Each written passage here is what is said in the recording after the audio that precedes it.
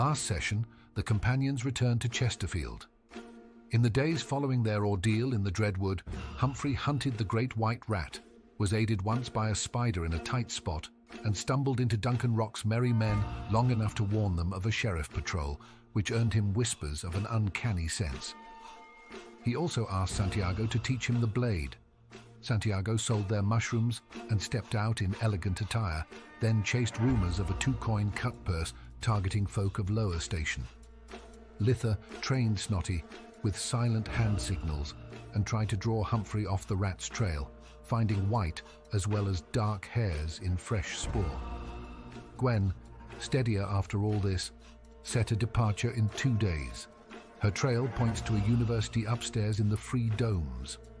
With the cable lift destroyed in a recent attack and the stairs turned into a wilderness of their own, the company agreed to escort her and face whatever waits between the hearth and the heights.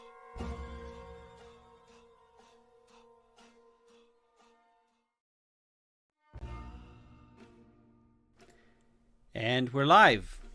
So, hello everyone. Welcome back to another session of Household here on Three Skulls Tavern. I just want to give a quick shout out to the service Scribe, where we just had that recap. It's not been around for very long. It's kind of new, and it's a really cool service for doing recaps of sessions. And they've introduced a bunch of new stuff lately. One of them is it pulls out all of the named NPCs, locations, factions, items, and quests from your sessions, and stores it in the campaigns. And then as you do every session, it updates the entries for all of those. So it creates a wiki of your campaign as you're going. And it's pretty much blown my mind, because while I've been prepping for this, I was I recently went back and re-uploaded all of the campaign sessions to date. And it's pretty incredible. There's a little bit of troubleshooting with having to rename names and stuff, especially if you're using fancy names or names that are kind of not non-standard. But yeah, it's pretty awesome. I've been blown away by it. I was just reminded with the recap just happening. I wanted to just mention that if you haven't checked it out yet, there's a link in the description. I mean, I'm not being paid to say this, but go check it out. It's very, very cool. So yeah, anyway, that was our recap for the last session. I'm very excited to get going, getting our teeth into a proper session following last week's kind of slow easing into the campaign. And yeah, I guess we left it, as the recap just said, with everyone preparing to join Gwen on this trek to the upstairs. And I'm assuming that's what we're going to be doing. So all of my session prep has been based on traveling across the carpet plains between Chesterfield and the bottom of the stairs. So I guess the question for you is, did you want to have done any prep before we get kicked off? Or what have each of your characters been up to in basically let's say the day before going? Shopping. Well, actually shopping for the takeoff, getting some supplies, some extra treats, a bag of cookies, and a doctor's bag for the team. Okay. To help with wounds and stuff like that. Are the cookies for the kind of stitches up for the party, or are they the cookies for Snotty, or both? Both. Both. All right. I love it. Okay. Santiago would love to either steal or buy a bottle of nicer wine. Because that helped last time. Yeah. I guess the question is, are you stealing or are you buying it? Because if you're buying it, you need to reduce your coin by 1. If you're going to steal it, I'm going to ask you for a dice roll. Well, if he can steal it, he will try to do that. Of course. That's cheaper. All right. But well, let me just have a think about this. If opportunity arises, he would try to steal it. Okay. I mean, sleight of hand is dexterity, which is under street dexterity. So that would be for you kind of a pretty decent roll. Let's see if I can show this. Sure. Yeah. So that's 5 dice, and I'm looking for Let's make it like 2 successes, I think. Not too difficult. Yeah. Okay. No.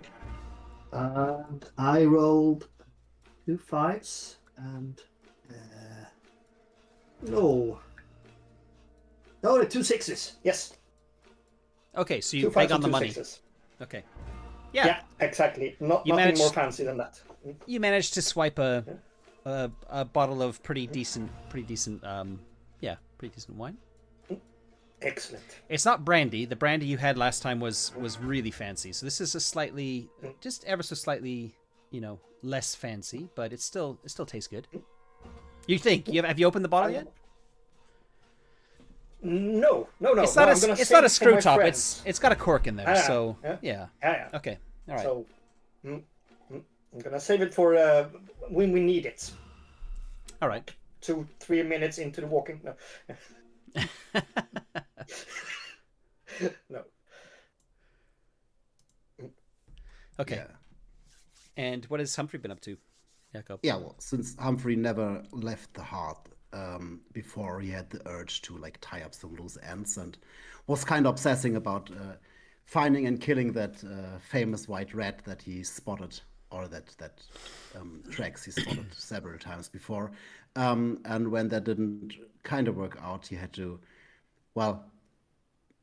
cut off those loose ends and make it somehow work for him. So he last minute bought a cooking set and went to the barber one last time and made ready for a next chapter in his life. And he bought some supplies for food to prepare, but mostly like small add-ons, as he more or less relies on hunting the food during the trip itself, or living off the land, like wild shroom forest or something like that. Yeah. Okay. There's no official guidance on how far it takes to cover these areas, but in my head, I think it's going to be like, I like the idea of like 3 days. So there's two points of camping required before you get to your destination, just because that makes for me more the most sense for plot reasons. So that's what we're going to do. It's going to take about 3 days to cover the ground, or maybe like 2.5, something like that. You don't get started, really early in the morning because Gwen was busy like last minute packing and repacking, and eventually meets you at your point of like where you're going to meet up to get going. And all of you've been ready for maybe a couple of hours and maybe just thinking about going to look for her when she comes kind of running up to you in a fluster. And typically she's got a backpack full of books, and there's like loose leaves kind of poking out, and occasionally there's like a sheet of paper that goes kind of flying in the wind, and she stops and goes running back after it, picks it up, looks at it, and stuffs it back in. So there's this kind of like erratic small journey from when you first see her until she kind of comes up to you breathless, ready to go. Okay, this is exciting, isn't it? Quite. Morning, Miss Summers. Good morning. I'm sorry, I know the time got away from me a little bit, but well, there's no time like the present, is there? Shall we get going? Absolutely. Yeah. Just wait for you. Oh, good. Look what Oh, she looks crestfallen. I bought a walking stick and I forgot it back at the university. There's no time to go back for it, I guess. Oh well. Doesn't matter. I'll make do without it. It's fine. And and she just basically like just starts speed walking towards the gate. In the like just without waiting to see if you're like kind of ready with your packs and everything. Yeah. Santiago will walk over to Letha, but not too close to Snotty, and say, "Do you think Snotty can hide my guns?"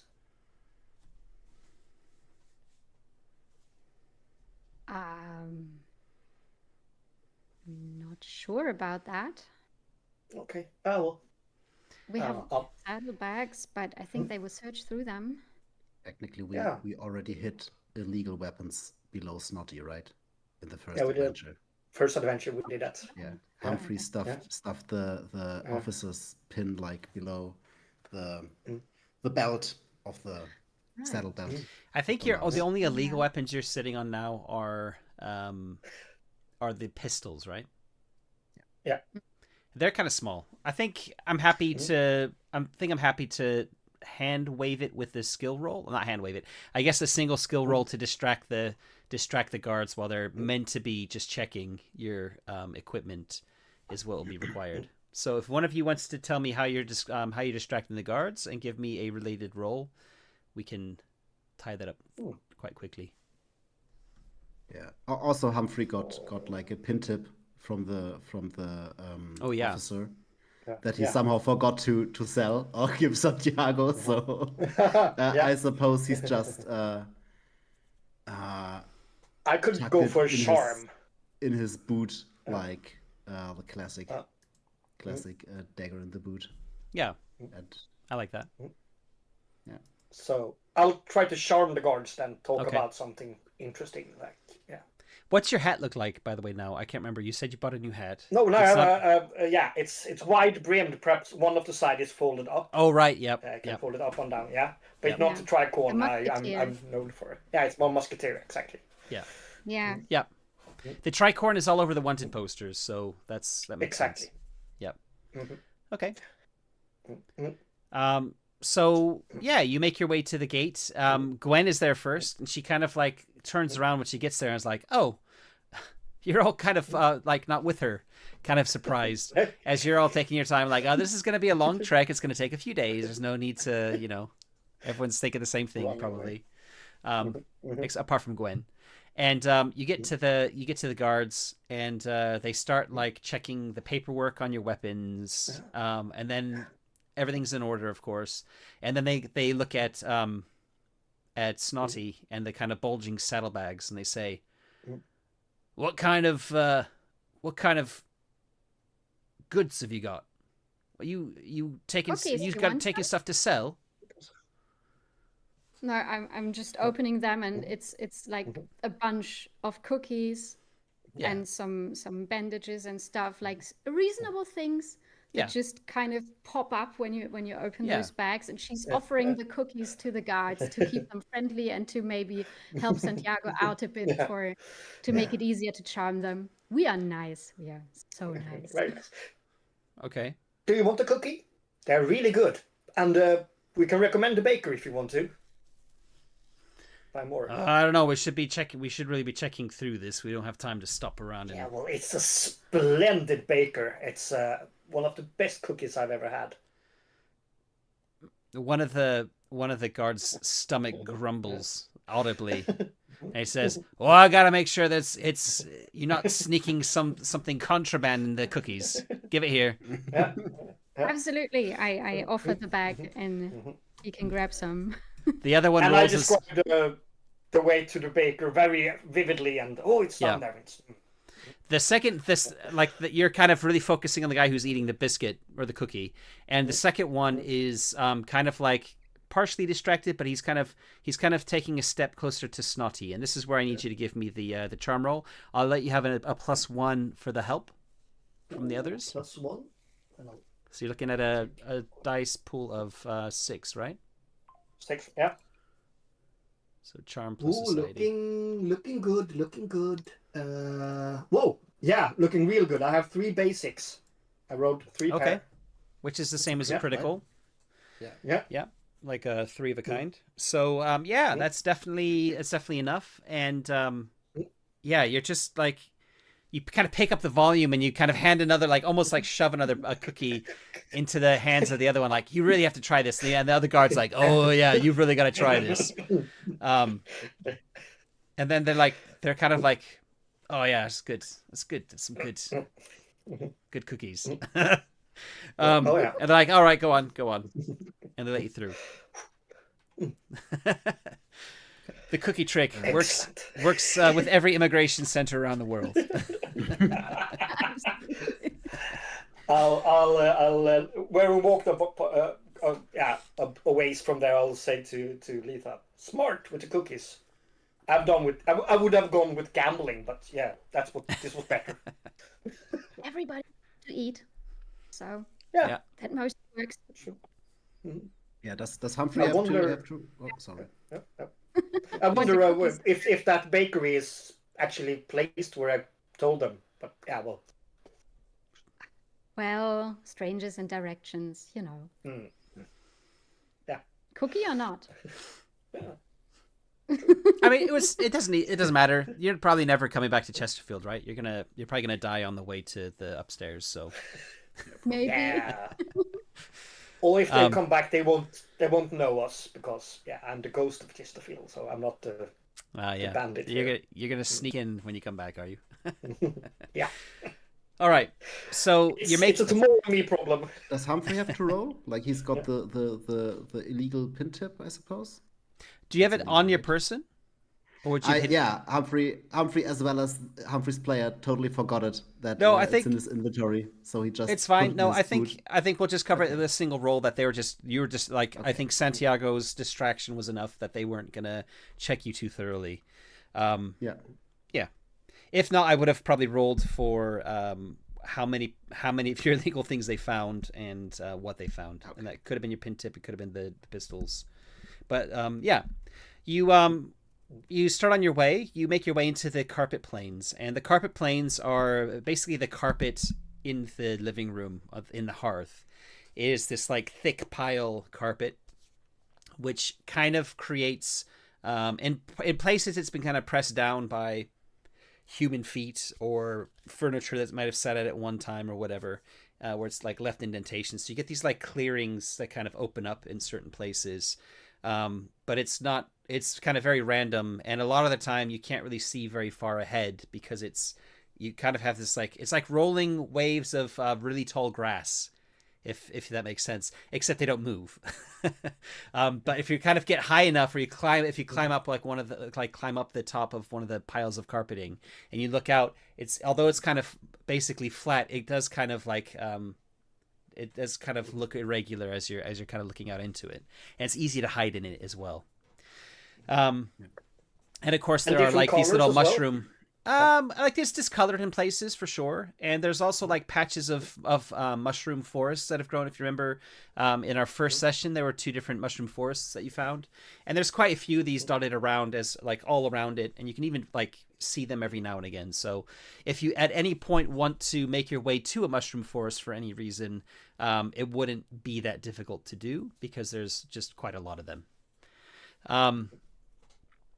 So you're making your way to the northwest, which is the direction from Chesterfield towards the stair. And you're about an hour out from Chesterfield when you hear in the distance ahead of you gunfire. Oh no. Quite a few shots, actually. And it goes on for, a little while, but it's like not minutes. It's like all over within a minute. But there's certainly quite a few shots being fired. Like 6 to 10 shots, maybe something like that. And then it stops. But it's quite in the distance. It's loud. I mean, it's a gunshot, so it's loud enough that you can hear it, but not so loud that you can hear any voices or anything. It's just the gunshots. But we also don't have any line of sights there, like hills in front that cover whoever is shooting there. You can try and climb and have a look if you want. Yeah, that's the questions Humphrey would say. Let's go and cover and then sneak out and look what's happening there. Yeah. No good if they spot us a group as large as ours and the mouse. Okay. There's no need to roll. There's no need to roll anything. Because there's nothing to see. You take your time, you sneak, find a good place where you can climb up some carpet piling, and you do that, and you kind of looking ahead of you roughly in the direction where you thought you heard something, and there's just nothing to see. There's a few, like in the distance, there's a few like mushroom forests, but you don't see any smoke, you don't see any like, I don't know, animals or anything like scampering across the top, or any movement within the the kind of the carpet piling that you can see. Again, because it's so flat, you don't have a great vantage point, if that makes sense. But if there was something that was kind of like popping up above the surface of the carpet and would be within a reasonable distance, you'd probably be able to see them. Yeah. Considering it's kind of like, late morning time. Humphrey turns to Letha. So we should be careful here. Should I go scout ahead and you look for a safe way, staying free of any opportunities to be ambushed? Yeah, take care, but and then keep close by. Yeah, I report every little hour or so. Tip to my hat, and then vanish in the carpet plains, like also always looking like to be in cover. Yeah, scouting ahead. Yeah. I think there's probably like more or less a path that goes between the main settlements, including from Chesterfield to the stair, but it kind of probably tracks like big clearings rather than being a straight line. So you don't have if you're following the path which the rest of the party, I'm assuming, you're going to do with Snotty, for example, because it's a lot quicker to do it that way than kind of pushing your way. I imagine it's kind of like a cornfield, kind of, in that respect. Like you can kind of push your way through the carpet, but it's going to take you longer. Yeah. So are you going to be making more like a beeline, or like kind of staying within the, like trying to weave your way in the carpet a bit? Or are you going to be trying to kind of stay along the road, but along the sides and the edges and stuff? What's your plan? Yeah. No, I make my way along through the carpet, like having a good look on the road and any possibilities where some ambushes could hide, whilst trying to keep myself out of sight of any potential watch posts. Okay. Sentinels. So why don't you give me a roll, and I want it to be a caution roll. Caution to stay vigilant and to avoid or circumvent a trap, danger, or enemy. Absolutely. Humphrey's so that's very also cautious. moving with caution and discretion too. You are, yep. Yes. It's okay. It's one of your maxed out skills. Absolutely. So this is 2 doubles. 2 doubles, okay. Yeah, two basic successes. Do you want to try and push that to try and get a bit more, or are you okay with that? So this means I just re-roll the 2 single ones, right? Yeah. And if you don't get an improved result, you would lose one of your 2 successes. Yeah, okay. Yeah, know what? I'll try. Nope. Ha! Sad. Okay. This is just a basic regular success. Okay, that's fine. I tried. Yep. So you you're making your way along, and after about half an hour,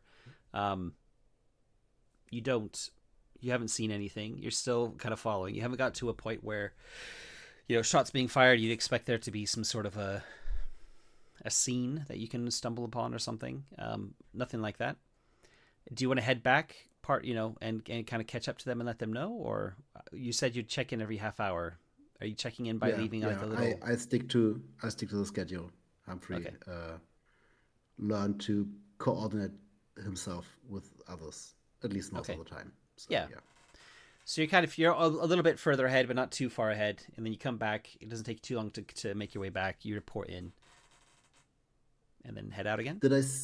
Did I see anything like mushroom forests along the road, or like not a canyon-esque yet. something? Okay, not yet. So know that there are some things like that might be coming up.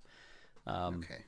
Having been, I imagine you've probably roamed most of the hearth, and you've probably been around in these parts before too. But yeah. Okay. Yeah, Humphrey's gonna head out again. After a quick, if anyone of you wants to intervene or ask something or have new plans or ideas. No, I'm fine. I would be looking on our surroundings when we are kind of slower traveling those roads, and then I feel like if there was a scuffle, there might be people in motion, so I will look out to the sides of if there's clothing like ripped off pieces of cloth hanging in there, just anything that indicates that other people were here. So this is what I'm looking. I'm looking for close by, and also because of our experience the first time, we had a trapdoor in the ground. So I'm kind of suspecting something from underground, and I'm kind of looking for stuff like that. So I definitely want a skill roll for this, and I'm torn between either exploration or investigation. Can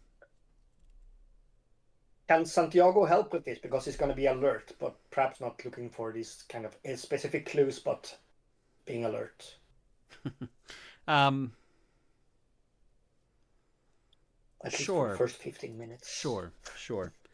Well, exploration is more for environments, investigation for looking for more certain hidden objects, right?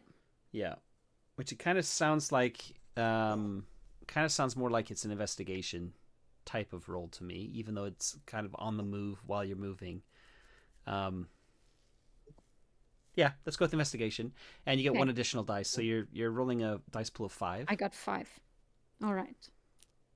And I will say that a critical success would probably be better. Yeah, I have 2 basic successes, and I with 1 extra die. Want to push it because I just have 1 extra die, so the chances that I botch this are really high. Okay. Well, 33%, right? No, 66% chance. No, wait, hold on. Yeah, 66% chance that you'll botch it. Yeah. Okay, so you're keeping your eyes out, but you don't really see anything. You think that there has been someone along the way recently, but you can't really find any definitive signs that that's the case. There was some traffic. Any signs from, There was some traffic at the gate before you left, like a few hours before you left. So it's possible that there was, and there was like a caravan that left out the same gate. You think heading in the same direction a few hours before you. So this, they probably passed this way, and that might tie in with, maybe the gunshots you heard, because there were definitely armed guards with the caravan. Yeah. I would also pay close attention to Snotty, because I feel like her nose might be a lot keener than mine, so she might smell gunpowder and stuff and could be a bit irritated by that. So as soon as she gets nervous, that would be an indicator for me that something might be up. I mean, Snotty was initially nervous when the gunshots were fired. I mean, I know those of us with pets and firework festivals are, borderline traumatic events for animals. And that kind of was like a minute of fireworks going off in the distance. So Snotty was definitely a little bit nervous about that. I'm assuming you would have calmed her down, straight after. And, that was a little while ago. It's been like a half an hour at least since that happened, and nothing else is, you haven't heard anything else. And Snotty doesn't seem to be picking up on any strange scents or anything like that. So at the moment, it all seems okay, other than you think there might have been somebody passing through here recently, but no scraps of clothing or anything like that. Yeah, okay. Okay, we'll jump back to Jakob, or I should say Humphrey. You're just coming up. Yeah, go on. Carmen, did you relate to me the hint with the trapdoor? Because I, as a player, absolutely didn't think about that, and Humphrey probably didn't so too. So yeah, why not? I think that would be logical to actually tell you and be like, hey, we had last time things from underground. Maybe watch out for trapdoors or tunnels or stuff like that. Good idea. They could hide in the in-betweens, right? And Humphrey, you mentioned spiders. Or Jakob, you mentioned you asked me if there were any canyons, and there definitely are places where the wood has kind of rotted, definitely almost always near mushrooms, and have created like fissures into the in-betweens. And And that's what I would consider like a canyon in this respect, you know, like an opening into the ground below, or where the wood is kind of sagged down into it. So there are some of those sorts of things that occasionally crop up. Okay. But yeah. Okay. Okay. Yeah, So we would head out again. Yeah. And keep his eyes open. Okay, so you're heading off again. You're still keeping your eyes open. I'm not going to ask for another skill check, because I kind of, as long as you're doing the same action, the single skill roll is enough for me. And you're just about to, after another half hour, you're just about to turn back when you kind of sense that there's something up ahead. You go a bit more cautiously, and maybe it's a color you saw in the distance or something. And you kind of just creep forward a little bit further before you decide to head back. And you notice that there's a clearing. The carpet fronds, or whatever they're called, start thinning out. And you can see a big clearing ahead of you. And in the clearing is the scene of what can only be described as a battle. And it looks like a battle between littlings and spiders. Oh. You see two dead hunting spiders, so fairly large hunting spider. I mean, their bodies are bigger than the net, like their abdomens and things are bigger than the net casting spider that did the contract with you, but that one had like much longer legs. So these are a bit more like, do you know what wolf spiders are? Mm-hmm. A bit more like that kind, not long-legged ones, but more like, you know, compact and horrible when you see a macro photo of them. Nightmare fuel. Anyway, so they're kind of like that kind of more shape.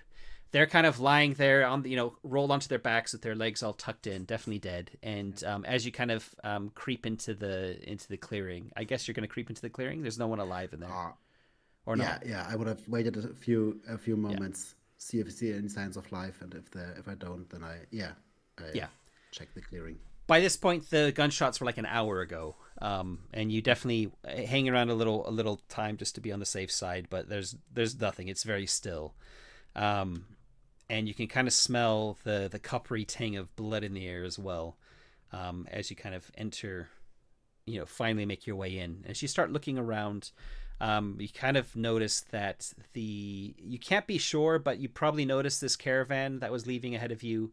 It definitely appears to be this same caravan, a complete mix of littlings. It's not all different from one type of folk. They're kind of a mix of all the folk from the house.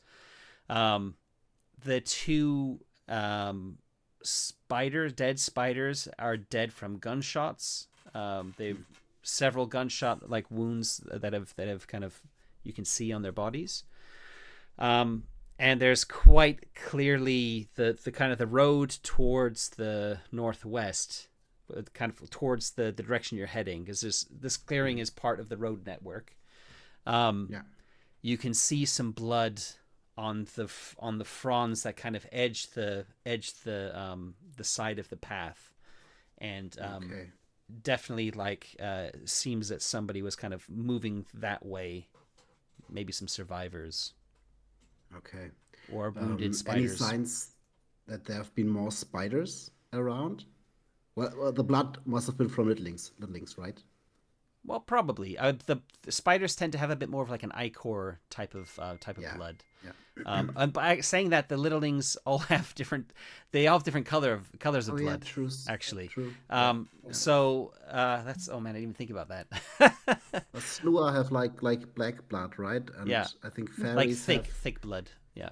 Yeah. Fairies have blue blood, I think. Is that right? Yes. Yeah, something like that. Yes. I mean, I remember reading it and thinking like, oh yeah, blue-blooded, you know, royalty. And I can't. Anyway, we don't need to go into the details of it, but it is kind of like the blood that you see. We can say, let's say it's fairy blood, actually. Okay.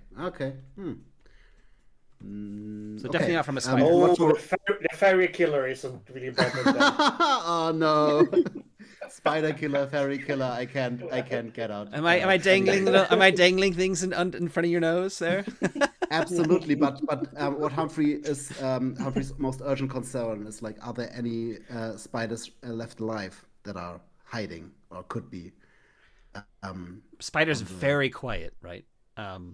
Yes. So it's do I see like traces, tracks? For that, you'll need to give me an exploration test. Absolutely. Exploration is the sort of like one I would use for tracking and that sort of thing, and wilderness environments. Looking for Humphrey skills. Yeah, that's our 5 die and 5 dice, and I'm gonna roll. Yep, this is one basic success, and I'm gonna try and risk it. Oh shit. Yes, this is actually a critical success then. Oh, yep. Nice. Okay. Yes. You pushed it real good. Yes. Showing my age there. Yep. So, with a critical success, you kind of start looking around this edges of the clearing, looking for any signs of spider sign or anything like that. And you do see that it seems like spiders have been kind of climbing around one side of the clearing, and we'll say it's kind of like if the road is heading from the northwest side of the clearing, it's kind of on the western side, so kind of similar side. And you find a little bit of like ichor on at the top of one of the or near the top of one of the carpet fronds. Although you didn't remember after the gunshots, you kind of had to look up, and you didn't see anything moving. So you're not sure what that means exactly. Okay. But it definitely looks like maybe a wounded spider also kind of was like heading in that direction. In the direction after the fairies, or? The fairies were heading along the path going to the northwest, and this was on the western edge of the clearing. So potentially in the same direction, if they wanted to be more concealed rather than like just galloping down the path, if you will. And this more spider style is to attack from the shadows rather than to, they're not rats or centipedes or roaches, which is just rush at you kind of. Yeah, but I think Humphrey's utmost concern would be to be with his group and protect them from any spider that looks for a easy meal to get on their feet again. So Humphrey glances around his shoulders, looks for any cobwebs that could be there, and if there aren't, he just hurries back to the group. Yeah. You've been spending so long kind of looking around and kind of checking for signs that it actually, the group is almost to the clearing when you start heading back to find them. So it's almost trivial leading them there. And you do kind of give them fair warning, mainly for Gwen, because she's probably the most squeamish of all of you. Everyone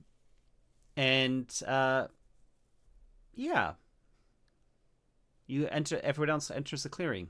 So, why don't I get a exploration roll from, without helping each other? I want Carmen and Rasmus, both of you, to give me an exploration test as well, because it's kind of like this sort of like tracking or noticing things in the wilderness, as opposed to investigation. I would love to use my Pathfinder trait that gives me +1 when looking for trails or trying to find your bearings in the wild. Would that fit for this? Yeah, because, finding tracks is more or less kind of what you're doing here. Yep. Good. And what does that give you? A +1. Okay. Yeah. And I have a critical. A critical. Okay. Mm-hmm. I don't see anything. So you don't find any spider sign of any kind, but you do notice that it looks like something heavy was dragged along the path. I don't know how you'd be able to tell. I'm just hand waving the whole idea of this carpet cornfield style plains. But somehow you can kind of tell that something heavy was dragged, towards the direction the littlings were heading. Well, there's also dust on the ground, on the path, and so that works like maybe earth or sand or something like that. So there would probably be traces left. Yeah. And short bristles that could be pushed in one direction, perhaps. Yeah, and even parts like ripped off if it's carpet, like it's just kind of, if you scratch like a cat's claw along it, it kind of rips a little bit, so it leaves some traces. Stuff like that. Cat? No cats in this house. Please don't. I did, funnily enough, just as a side note, when the second household book was kickstarting, there's no cats in the household book, and the second book, or the second campaign, was moving household out to outside. And I asked, because I know the writers have cats at home. I was like, are we going to see cats as like a really evil, horrible monster in the second book? And they totally ignored me, and like didn't answer or anything. Like, I think borderline was kind of like, how dare you? Like, we love cats. That's why they're not putting them in here, because we don't want people to hate cats. But we hate swans so much that we made our beloved characters kill one in the history. But yeah, cats would be pretty freaky. I mean, if I was littling size, I would not want to come across a cat. Yeah. Absolutely not. One little thing to the side. I think Rasmus and I still have terrible things going on. Oh yeah. Oh, thank you for the reminder. I did not roll it. Yeah. You know what? We'll handle this. We'll handle it the next session. Okay. Yeah. All right. Okay. Just you got a free pass. Two coins in the carpet planes. You've got a free pass for this session. Okay. Maybe I'll just throw some random terrible things at you. That's totally fine. That's quite okay. Okay. So that's what you find. Santiago doesn't see anything. He's mainly just looking at the to see if anyone's in their haste has maybe dropped something worth money like on the ground, maybe. Exactly. I don't suppose you're going to be like looting bodies, because that's kind of like culturally, I imagine it's like I mean, you have done that in the past, but that's kind of like a very D&D type of thing, and not really a historical thing that people would often do. People would do it, but they were like scavengers. It was very looked down on by society. And Gwen is there, like, absolutely not interested in looting bodies. So, But there is some stuff. There are like some, so there's some basic supplies that are kind of like in a few places, kind of scattered on the ground, and you see what you think might be a purse, kind of hanging out of somebody's jacket. Kind of very easy to just kind of like bloop, pick it up. There's a couple of key skets. They look like they actually might be partially damaged or broken. Yeah. What I think what Humphrey would do is like look for any documents about their identity, and maybe some hidden TriStart insignia below their jackets or something like that, because he's kind of paranoid. And there's like one, let's say 6 dead littlings, and one of them is a fairy, and there definitely was fairy blood leading away, so at least 2 fairy in this caravan. You don't remember seeing any fairies. You're kind of aware of these things, but fairies, if they're traveling other parts of the house, will sometimes hide their wings under jackets just to not be there's been some tensions in the past, and they're kind of in like a foreign land where they might not be there might be prejudices against them. So for real, Santiago would for real line the bodies up and try to show some respect to the dead people. Yes. I don't know if it's traditional to put carpet stuff over them so they don't get eaten, or what's the tradition. So that's a very good question. What do you think the tradition would be here in the hearth, at least? I think in the hearth, most of the would be cremated, like the hearthfire. At least it says in the book, because the hearthfire is a very big religious importance to the boggers. So they would most likely be cremated, and I think fairies as well. I remember reading something about them being cremated and then put into little urns below some flying popsicles from dandelions, and then let fly out of the window or something like that, just to get back to the stars or something like that. So yeah, maybe. Cool. Okay. Yeah, So but we you could shouldn't burn them out here because we could Yeah. accidentally like set everything on fire. Yeah, This is yeah. fly. Yeah. So Yeah, I will guess then just line them up so that next people with a wagon can bring them to the hot fire. Yeah, it's Probably. I Yeah, guess probably your job would be when you get to the next settlement is to tell them this had happened, and then there'll be like a group of people who go to with like a cart to collect the bodies to then be cremated or whatever. Exactly. Okay. Yeah. So yeah, lining them up Only makes sense, resource I thing? guess. Yeah. Go on. Yeah. Only resource thing I would take would be ammunition. If there's loose ammunition lying around, like stashes, because it's just a resource that I would take that because we might need it. Roll a single d6 for me. That is a 5. Okay. You find 2 like rounds of ammunition that you can use as you're kind of lining the bodies up. And Humphrey is checking for hidden insignia. I mean, start with the fairy. Start with the dead fairy, or any kind of clues, documents, that sort of thing. You don't see any TriStar insignia on any of the bodies. Okay. And there's no documentation that is kind of like of any significance. Maybe one person has like with like six littlings, there's probably somebody with a little scrap of like a note with like a shopping list or something like that on it. Maybe a sketch of a loved one, something like that. But other than that, there's nothing.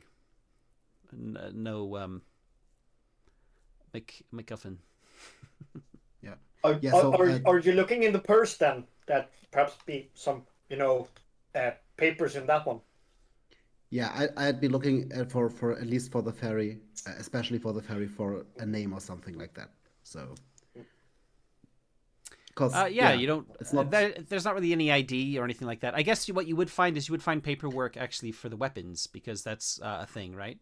Yeah, and we have also documents. They were checked when we enter and leave cities. So there would actually be names. There would actually be names on these documents for the weapons and stuff. So yeah, actually that is a good point. So yeah, you'll find those. So on a few of the people, and definitely, I would say on most of them here, because a lot of them seem to be like guards, and certainly the ferry, the dead ferry, has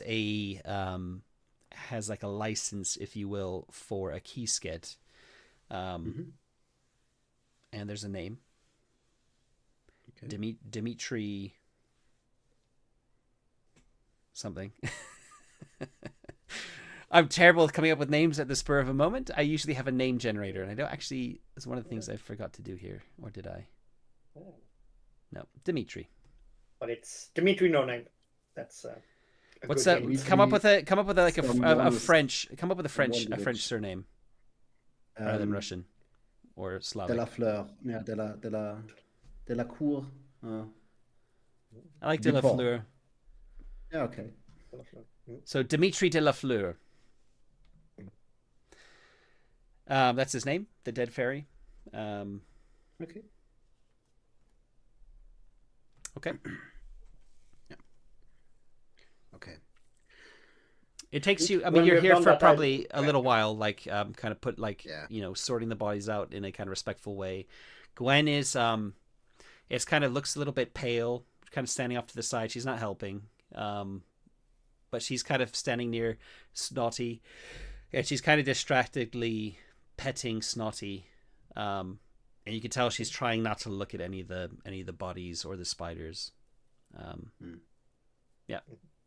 While this is all happening. When we're done with the bodies, I'm gonna look over at Humphrey and say, "Should we do anything about the spiders?"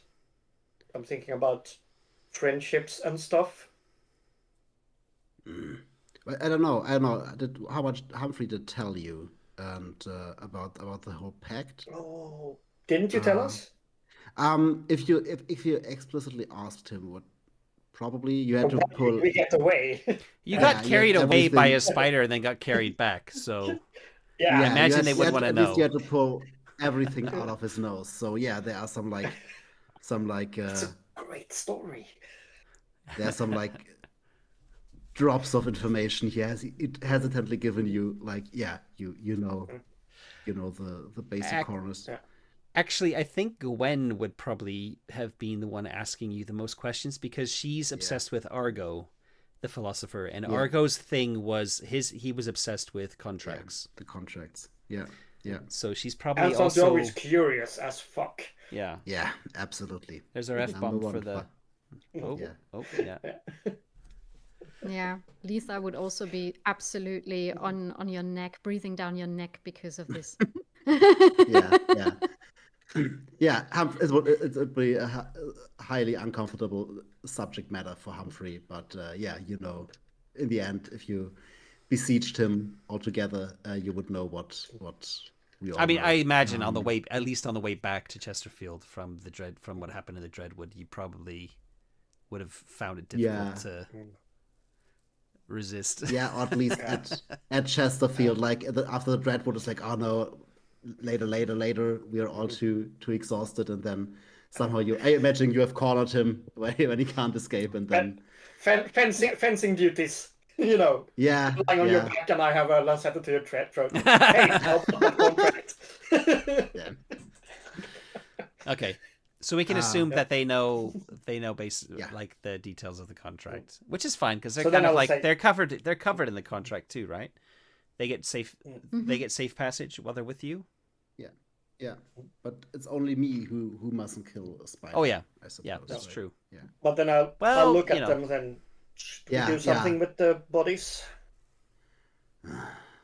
Don't know anything about how they bury theirs, so okay. I guess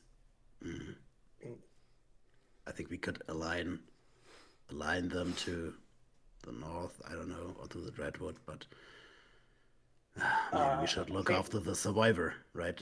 I mean, you're really far from the Dreadwood too. Yeah, we can do this afterwards. Can still do it. Let's take a look. Okay. About any survivors, and I take a quick glance to the Iker on the side, and but then head to not to the direction of the ferry. Probably, hopefully, escaped too. Okay. Any ideas on how to handle another angry spider that we can't kill or attack? They mustn't attack us as well, so Yeah, maybe we but talk it through.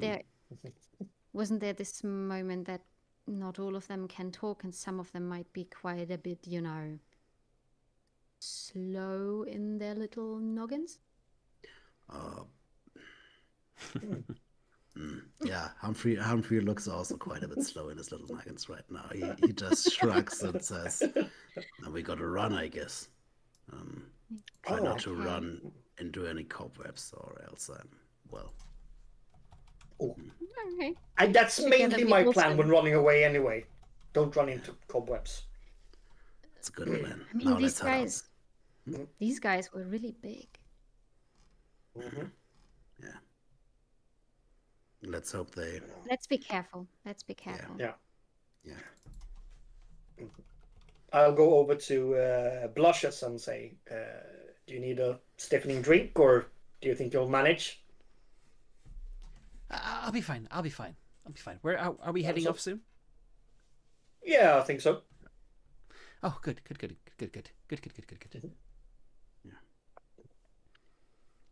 Okay. All right, let's get you away from all these corpses, but we will see and try if we can help a survivor. Okay. Yeah. So you head off in the direction of the fairy blood, if you will. Yeah. And yeah, you're kind of you're kind of taking your time, watching for signs. You don't want to stumble into any spiders or anything like that, I'm assuming. So you're kind of, following them. They're obviously wounded with the blood and carrying something heavy, so they're not probably moving too quickly. And about let's say a couple of hours later, so we're kind of getting into the afternoon, you come up to a small mushroom forest near the road, and you can see that you can hear voices coming from up ahead. I want to listen before we announce ourselves. I just want to keep listening into this. Littling voices or spider voices or littling voices? Yeah.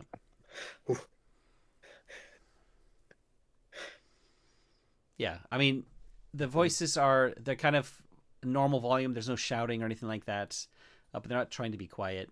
And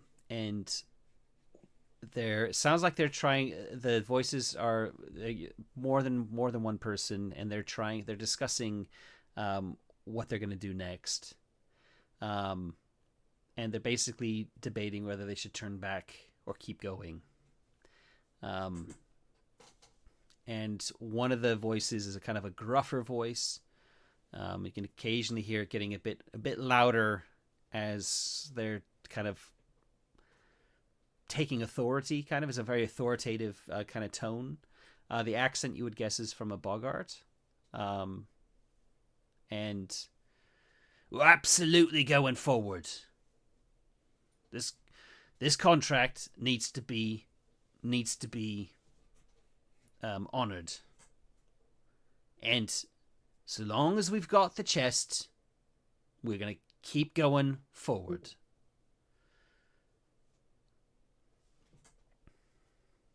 And that seems to quieten the others down, and the kind of conversation kind of stops after that. He kind of says, like, now let's set up camp. Just post a guard in case those damn spiders come back. All right, Ember, you see to the fire. Pip, you stand guard. You're a bloody scout after all. And then you can hear movement kind of in the distance. Like you're still kind of like on the path going up there, like it's a little ways away, and the close enough that you can hear the talking, so you're not too far. So what do you want to do? We just go talk to them. Openly there, right? Yeah. Okay. Try not to get shot. I don't know, guys. Maybe we should be cautious. I feel like there's at least 4 people left. Okay. There were 2 talking, and then he relayed orders. So I feel like could be 4, maybe a bit less, but that's what I gauge from this. Yeah. And yeah, I don't know. We shouldn't. We should be cautious with them. I don't know what they're up to. Just as you finish saying that, as you're kind of like counseling to kind of be quiet, a littling steps out from the side near, because it's kind of off the road where this mushroom forest is. Basically steps out of the carpet fronds and kind of freezes, staring at you. He's got a keysket in his hands. He's a fairy. You can see kind of some fairy blood smeared on his jacket. He's got a bandage around one of his arms, but he's still the kind of upper arm. He's still able to hold, and you assume operate a keyskit. He doesn't point it at you, but he looks a bit surprised. Hi. Who are you? Well, hello there. Hi. We kind of stumbled about your little scuffle, and we're looking for survivors, and if anyone needs help in patching up. Thank the master. Yeah, we need help. We're wounded. There's only 3 of us left. Come on back to the camp. You've got weapons. Oh, amazing! If those spiders come back, we're done for. Come. He kind of, with his good arm, he kind of props the keysket over his shoulder, and heads back towards the mushrooms. So we are here to offer help. And when he turns his I back, put out the when he doctor's turns his back to you, you also notice that his wings are out of his jacket, and one of them appears to have been like really badly like torn up, like shredded kind of. I look over at Humphrey. Yeah. Wasn't him. No. Yeah, okay. I kind of I take out a few bandages and stuff and just try and appear like a helpful, unsuspecting person. Yeah, I'm setting up camp, like putting out the cooking gear, putting up the tents. Where their camp is as unloading. well, or somewhere else? Yeah, well, it's better to camp together in the wilderness, right? Okay. Yeah. So first, let's handle. Humphrey is not that suspecting. Like, yeah, you head into the like through the fronds into this where these mushrooms have kind of sprouted, and they've got a very very very basic camp sort of set up, but you can tell they've probably lost some of their supplies. They don't have a tent, but they have a couple of like blankets that they've kind of laid on the ground underneath one of the mushrooms, and yeah, one of them is trying to start a little campfire when you kind of come in, and the one who's, did he say his name? Did I say his name? Nope. Well, you did hear, you That's- heard Pip being told to go keep watch, so you assume the fairy it's a is called fairy. Pip. And Amber must be the other one. So Pip kind of leads the way into the camp, and he introduces a boggart as Cornelius Blackwood, and a salamander who looks kind of like dressed kind of in like a guard's getup, but definitely the youngest of the three, and he's also wounded, and he introduces him as Ember Coalfoot. And he says, "Oh, my name's Pip Bellin." And yeah, as you kind of take stock, Humphrey, you get going with like setting up a camp, and you've definitely got enough supplies that you can kind of help them out as well. Yeah. They're all wounded. They're, or at least bloodied, kind of. They're clearly like exhausted as well. You can see that there's a heavy chest that's been kind of bound with iron, and has multiple locks on it, and it's kind of sitting off to one side of the clearing. Yeah. Do I see a mouse in the camp, or have I seen the corpse of a mouse at the Oh, at the that's a crossing? very good point. There would be a corpse of a mouse. There would have been a corpse of a mouse, yes. Like a I totally forgot about that. There would have been a dead mouse It might be here. Um, Oh, no. Okay. No. Back. well, I mean, there could have been. I mean, we did say that there was tracks of something heavy being dragged, right? So I think that means that that there wouldn't have been a mouse available. So there would have been a dead mouse back at the clearing. Yeah. Oh. Yeah. Which probably is And while shaking I'm- Snotty up even more. Yeah. Yeah. Poor Snotty. Yeah. And then trying to help. Cookies for Snotty then. Yeah. Yeah. Then I try to help Ember with a fire if he needs any help, and try Yeah. to set up our cooking gear, prepare Okay. dinner. Yeah. Yeah. So Santiago is looking like he's helping, but he's really not good at that part. So yeah. holding a pole or holding a rope and not knowing how to hammer it in and stuff like that. So you can see Yeah, the but Humphrey, boggart. Humphrey, would you give you like instructions? Like he tries to teach you how to set stuff like that up right now. Also, tries to give you explains what he does when he helps with the fire and stuff like that. So just to give you something back for all the fencing lessons. He feels he's bound to give you something back for that. Yeah, unasked for, of course. Of course. Yeah, I would tend to the wounds if I can. Like, would kind of go around, clean wounds, bandage, stitch a few things here and there. Yeah.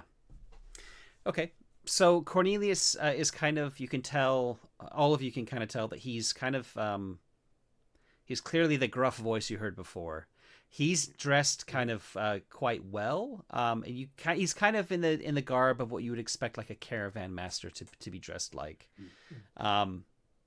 He's a bit older. He's got some gray shot through his hair, and he's kind of just watching you as you're going around doing your various tasks. And definitely, I think Santiago, from all of you, Santiago would get the impression that he's kind of sizing you up a little bit. Not in a hostile way, but more in kind of like a, are you capable or not? That sort of thing. And after he's been bandaged up, and after all three have been bandaged up by Letha, and you've got some food on the go, he basically says, "Well, you clearly know what you're about out here, and we're desperately in need of guards, of someone to continue helping us, escort us down the road to Downridge. So how about I make it worth your while? You stay with us. We won't slow you down much. And I'll make it worth your while. I'll give you each 10 crown. 10, what are they called? Are they called crowns? No. Gold. Points. They are like different currencies. Like crystals is the basic currency, I suppose. Yeah. Oh, okay. I think the crystals are more in the realm, right? Yeah, but it's a short term for all kind of currency, I suppose. So yeah. Okay. So the equivalent of 10 gold crystals, coin, whatever. So each. He's ignoring Gwen when he's saying this, but he's certainly kind of addressing it when he says to each, and he kind of points to the three of you. So 40 then? No, 30. Or 30. 50? 30. I can't find 5 of us. Well, no offense, but I am assuming that your friend here has hired you to escort her somewhere near Downridge. Yeah, well, So you're already being paid by her. We have to, arrange an agreement with her. Yeah. She's a lady that's not used to going. All right. 15 each, 45 in total. My last offer. What exactly happened, if I may ask, before we come to any agreements? Well, some bloody spiders ambushed us like they always do. I have a bunch of guards to try and protect us from these things happening. And, well, you saw the carnage. There are hordes of them. You see behind him, Pip holds up that many fingers. Hordes! Must have been 100. You saw the carnage. Sure, we saw 2 dead spiders. Santiago has. He can't really count them. Yes, well I would say. Well, you 50 saw for all of us. You saw 2 dead ones, but there must have been at least a dozen wounded that crawled into the carpet plains to die in seclusion. We found Anyway. the liquor of one. Who knows what spiders do? They might be licking their wounds, ready to attack us again. In my experience, if you teach them who's superior, they tend to leave you alone. But you never know. Well, there are so many of them. It sounds like you have a really big problem. He does actually smile when you say that. Yeah. How? Well, yes. I mean, if we do come across any more spiders or other creatures out here in the plains, the 3 of us won't be much of a match for them.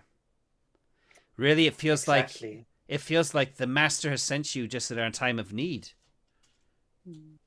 Just one yeah. thing, because he said where he wanted to go, does it align with our direction too? Yeah.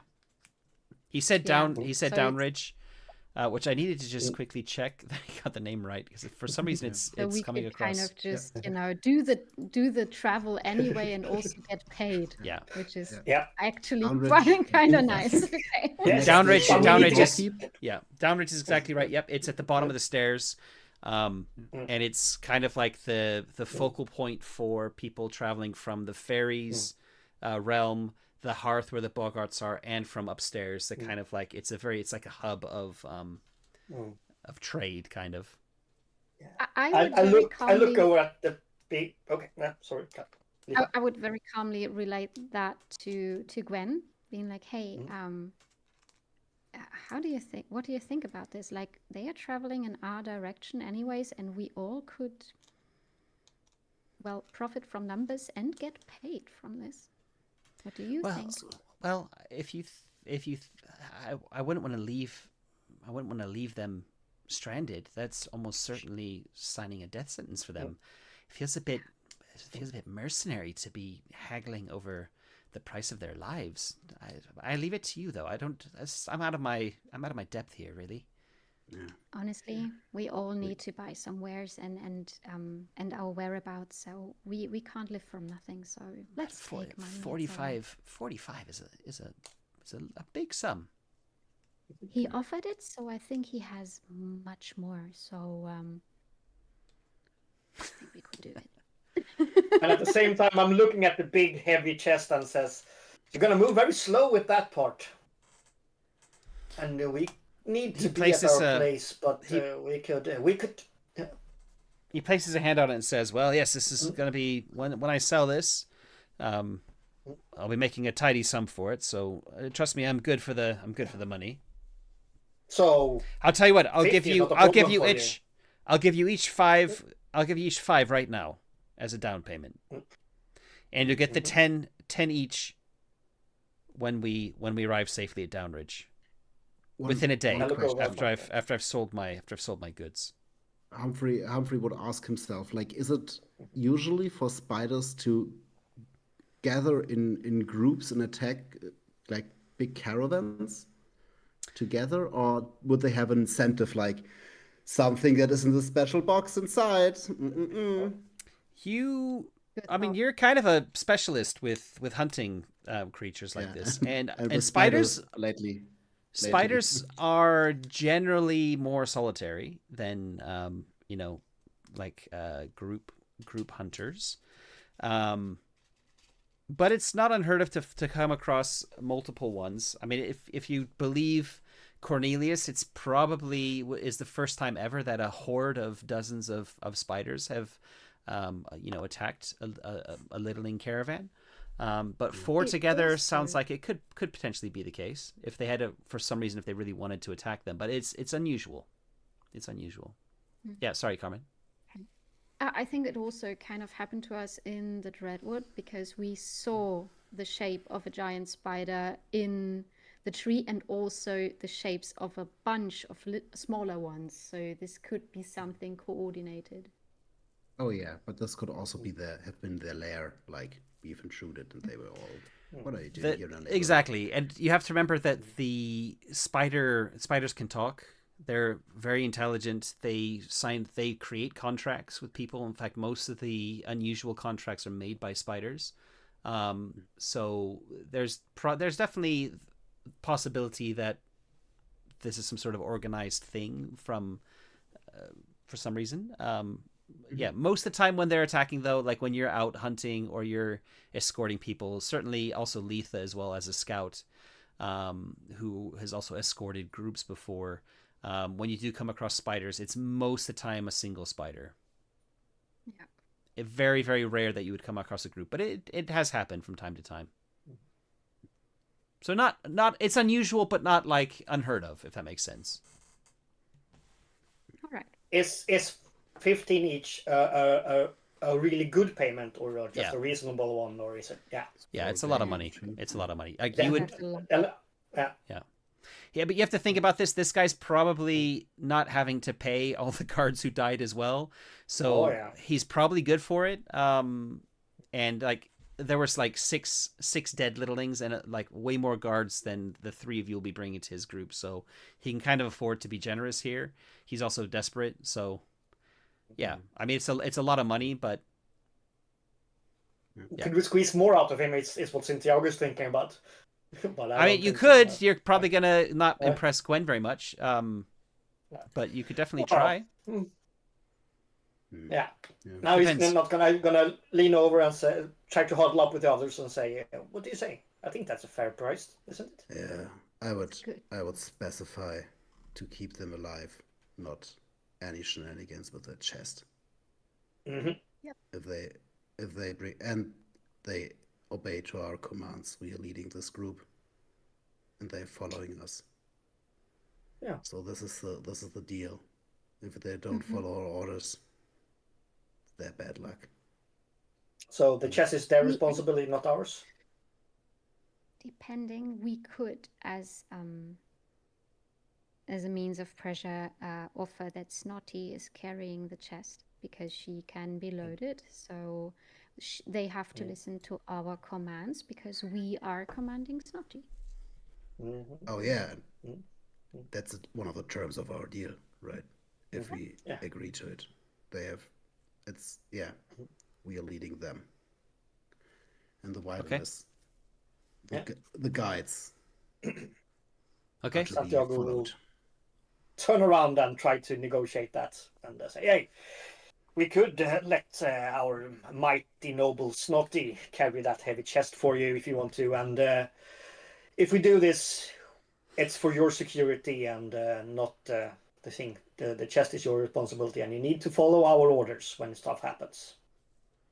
Yep. Yes. No problem. Absolutely. But we'll take care of the chest. We don't need to. Your mouse doesn't need to carry it for us. We'll manage. Okay. All right. Pips looks at him and kind of like looks at Ember, who's much scrawnier. And Cornelius sees him looking and saying, "You've got one good arm." And Pip shrugs like, "All right." And then I offer him a cookie. Yeah. He takes it gratefully. Yeah. So we should introduce ourselves, shouldn't we? Yep. I'm kind of assuming you did that when Pip introduced them, because it would be weird for him to give all their names, their like full names, and you not to give yours as well. It's only Rasmus who wanted to do the whole name as usual. They have to ask you 3 times to get your name right, your full name. Whatever 5 or 6 names you've got. 6, right? Yeah. You can call me Santiago. Oh, good. Yeah. Do you as you're kind of talking to them around the campfire, if none of you ask, then Gwen would ask, what's in the chest, and Cornelius, what are you transporting? And Cornelius says that it's that he's a silk merchant, and that he's got some rare firefly silks, which are destined for the realm. Very delicate, very valuable. At least not spider silk. That's good. Oh no, spider silk. No. This is firefly silk. This is the best silk in the house. What colors do you have? He named. I don't know. Golden, of course. Golden. Oh no, it's not my color. I need colder colors. Do fireflies produce silk? Yeah. Sure. Yeah. Okay. Where do you find in the house? They do. Yeah. Okay. Well, it might be the cocoon stage. When they go from bug to from larvae to bug, they have to wrap themselves in a cocoon, and you unravel that and Oh yeah. These aren't these. I don't think these originated in the hearth. I think they originated in the living room upstairs. But you know, I'm a caravan master. I trade in all sorts of goods, and you know, these things travel around the house. And I happened to find somebody in Chesterfield sitting on some raw silk that still needs to be refined. And I happen Is he truthful? Why don't you give me a roll to Insight. find out? Yeah. Yeah.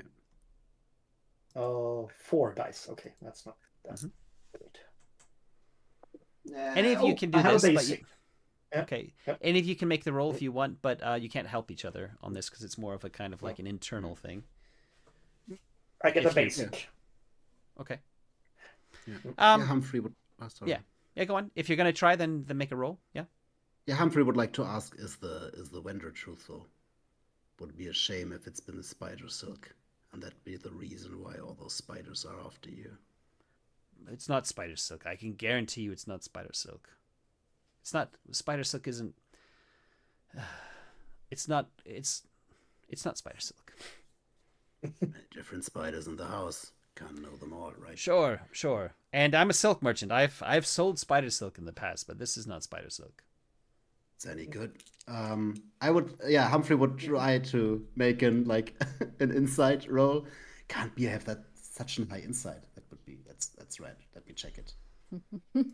If there was some like corrections from Rasmus's side on my character sheet.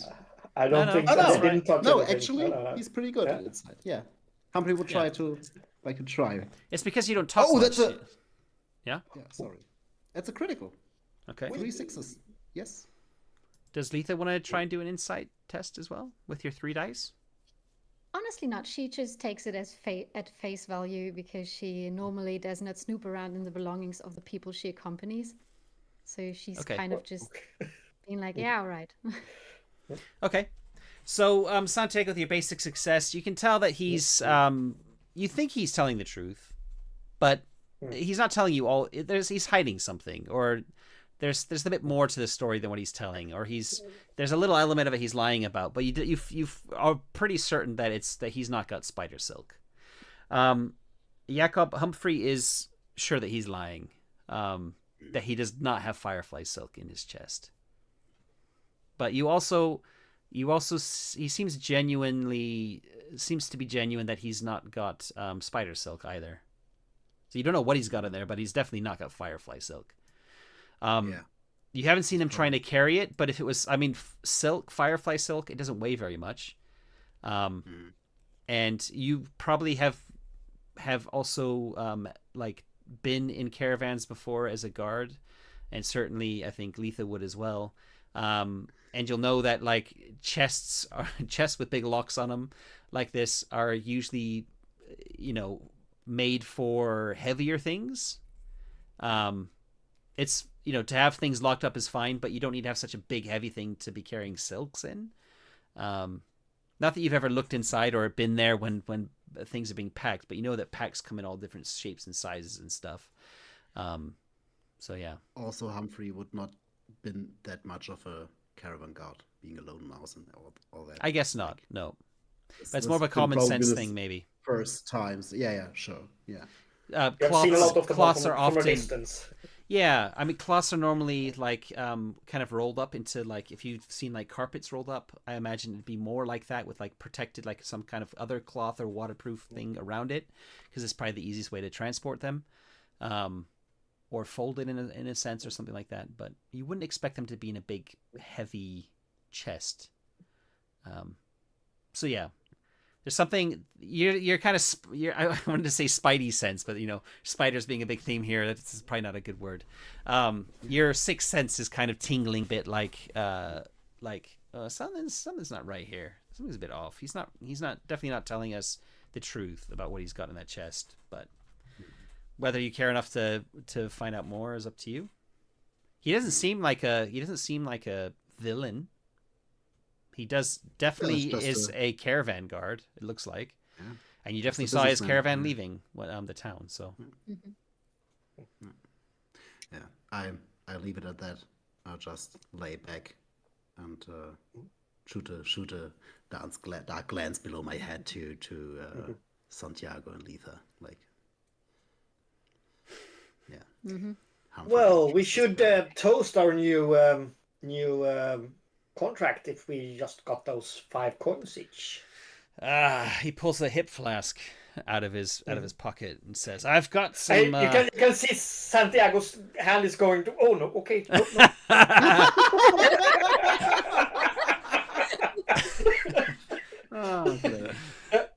Yeah, and he pulls out a hip flask and he kind of gives it a shake, and then he reaches into another pocket and he pulls out 3 tin like shot glasses.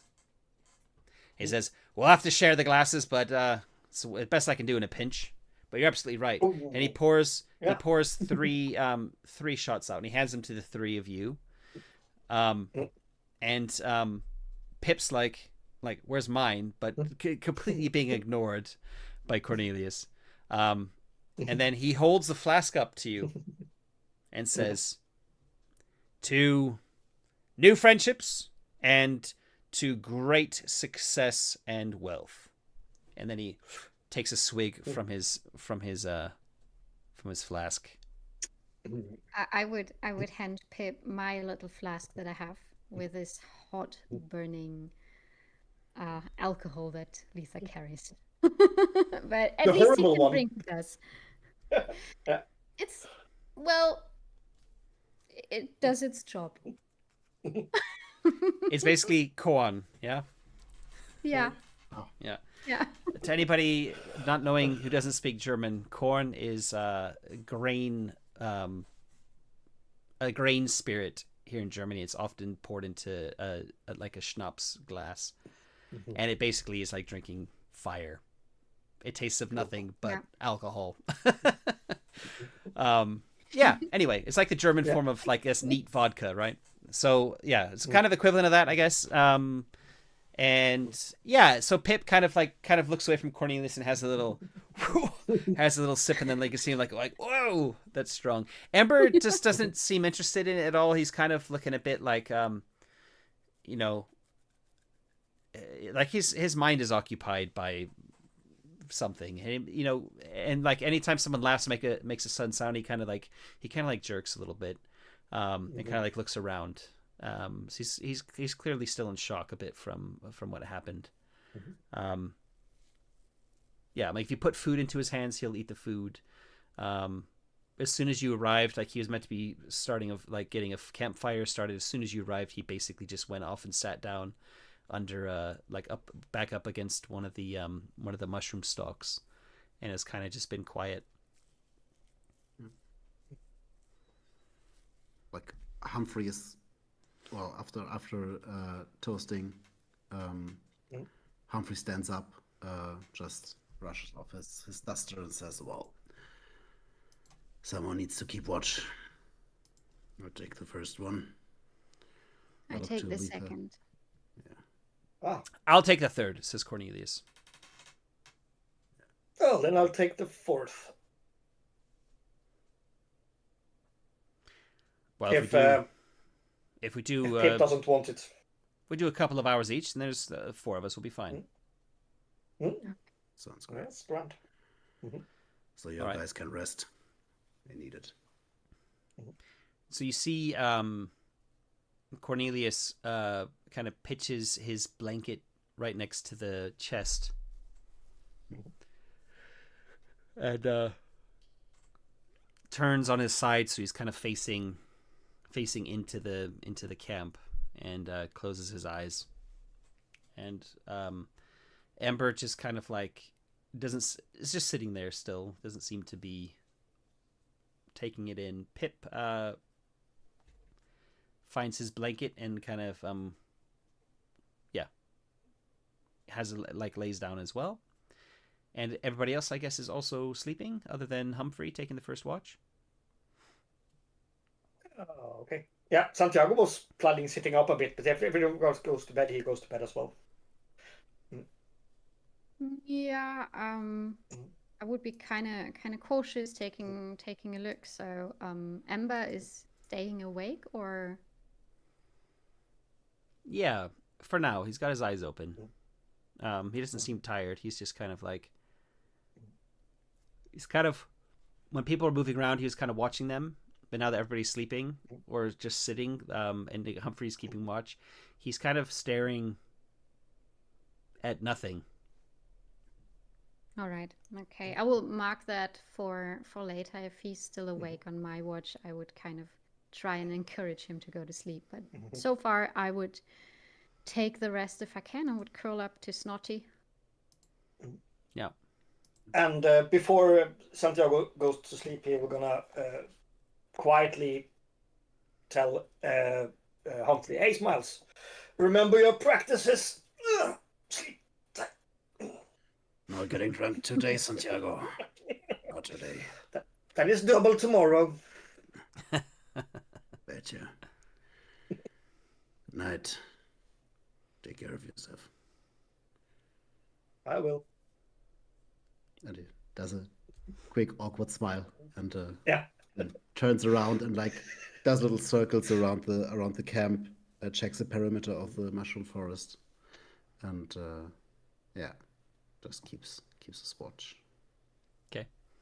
You're only about 10 or 15 minutes into your watch when you can hear someone approaching you from the camp, and you kind of turn, and it's Ember.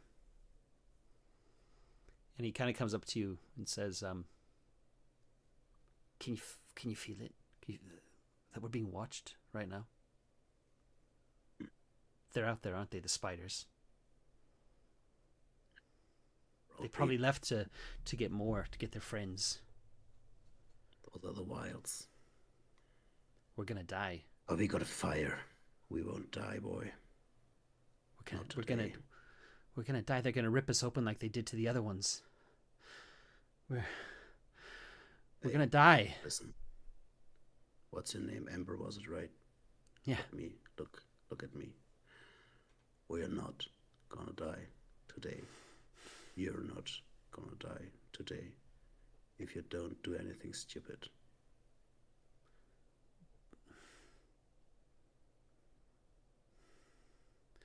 What? Well,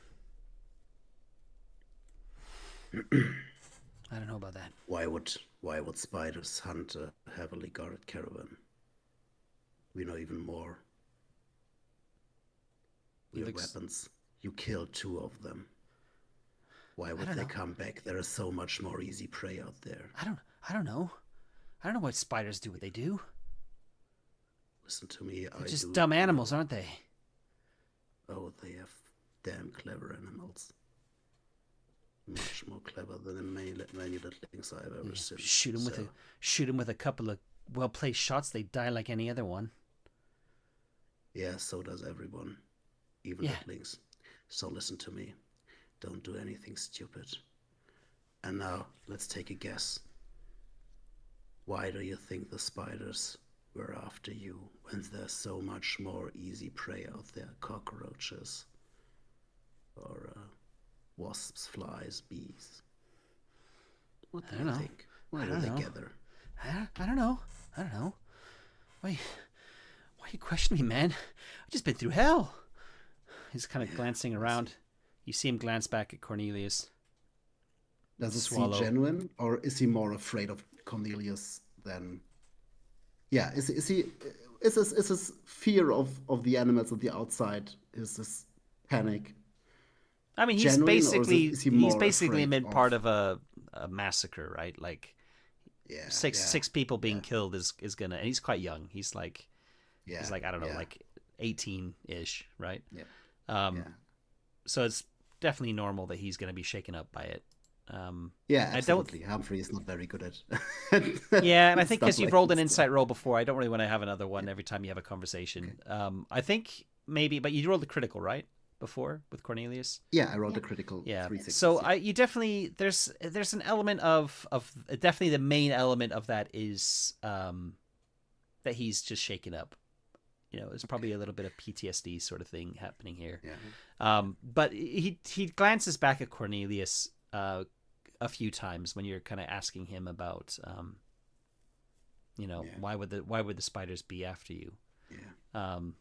Yeah. So you think there might be All right, something never mind. that maybe he's, maybe there's something else that he doesn't want to tell you. He's maybe worried about Cornelius. Yeah. Okay, Humphrey would keep it at that, won't pressure him anymore, would say, okay, keep your feet still, listen to us, do what we say, and nothing will happen to you, right? We are leading this caravan from tomorrow on. Do you have any experience with spiders yourself?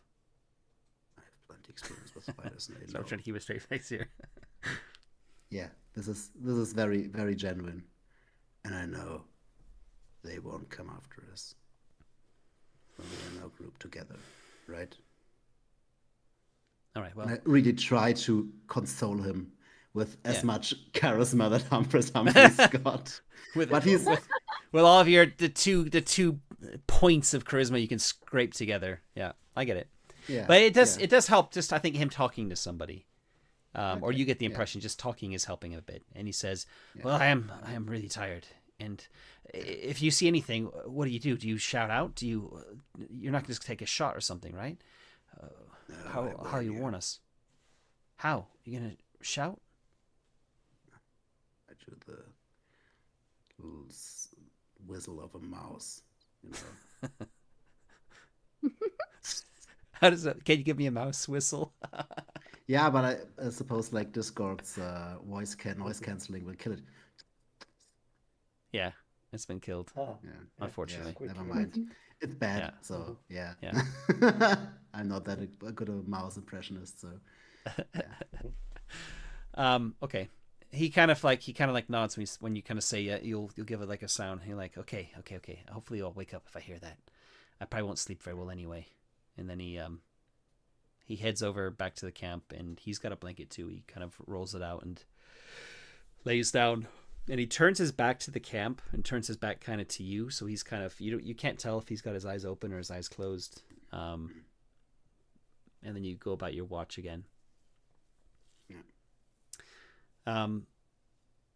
Probably about an hour after that event happens, so you're coming up towards the end of your watch. Spider comes. Oh, I'm afraid the litlings are going to kill me. Humphrey, what should I do? A spider. You notice a spider coming, like just out of your peripheral vision. You just turn, and a spider has landed silently on your shoulder, like a parrot. It's a small spider. Okay. Yeah? Yeah, okay. It's on my shoulder. Yeah. And you hear a little chittering voice. I don't know if the noise suppression is going to kill this. You have to let me know. Yeah. Humphrey's like, that's a little close, buddy. And listens. Friend.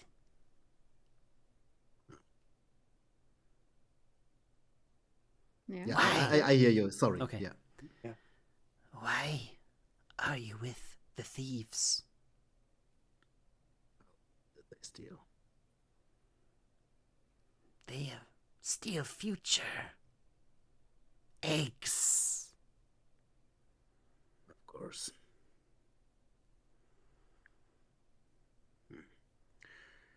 Yeah, well, they were left in the wilderness, and we didn't know about the eggs, and we didn't want to let them die here, as you do, like. We see you come to the place of death. Yeah. We know you are not with them, but now you are with them. Yeah. And we You have must- a truce, right? You must lead them to the clearing along your path. The next clearing. There is another mushroom place like this one. Hunters wait there. No. Your pack mates safe. Only egg thieves will face justice. Okay. But they are now also my pack mates, because we made a deal with them. And I stroll a little bit outside of the vicinity of the forest line, and I say, we should resolve this without any further bloodshed. They are also armed. They are also, well, some of you would die if you kill them as well. And the last that we need is more bloodshed. I understand you need your eggs. But I promised them safe passage, not the cargo. So, would you spare them and honor our truce if we manage to give you the eggs back somehow? I will carry your message back, but we require blood. Justice. That is what I have been sent to tell you. Okay. Spider friend. Yeah, if but you are friend to us, you will let us seek our justice. Well, we have a truce. You won't attack any of my company, and we are there traveling with me now, so you will not attack or harm them, as it is written in our truce. I see the reasons behind your attacks, and I see fit that you get them back somehow, even if it means bringing myself into harm. If it's my blood that's shed in the way, maybe that will satisfy you. We require the egg thieves to die. Yeah, We must require your feast on their blood, on their organs. I thought you require your eggs back. That's the first thing, right? Yes, but also justice. Yeah. Seek your justice at another time. I bring them to Dorridge. No, it's called. How's it called? Yeah, Downridge. Yeah. Downridge. Downridge. It's called. Yeah. I bring them to Downridge, safe and sound. Try to get you the eggs beforehand. If they're stupid enough to cross the wilds after that, well, that's yours too. But under my watch, they will not be harmed. The hunters will attack with the eggs. Tomorrow. The hunters will not attack me and my company. But they will attack the others. They will attack the others. The egg thieves. My company now. And Humphrey sounds like tries to sound a little bit intimidating.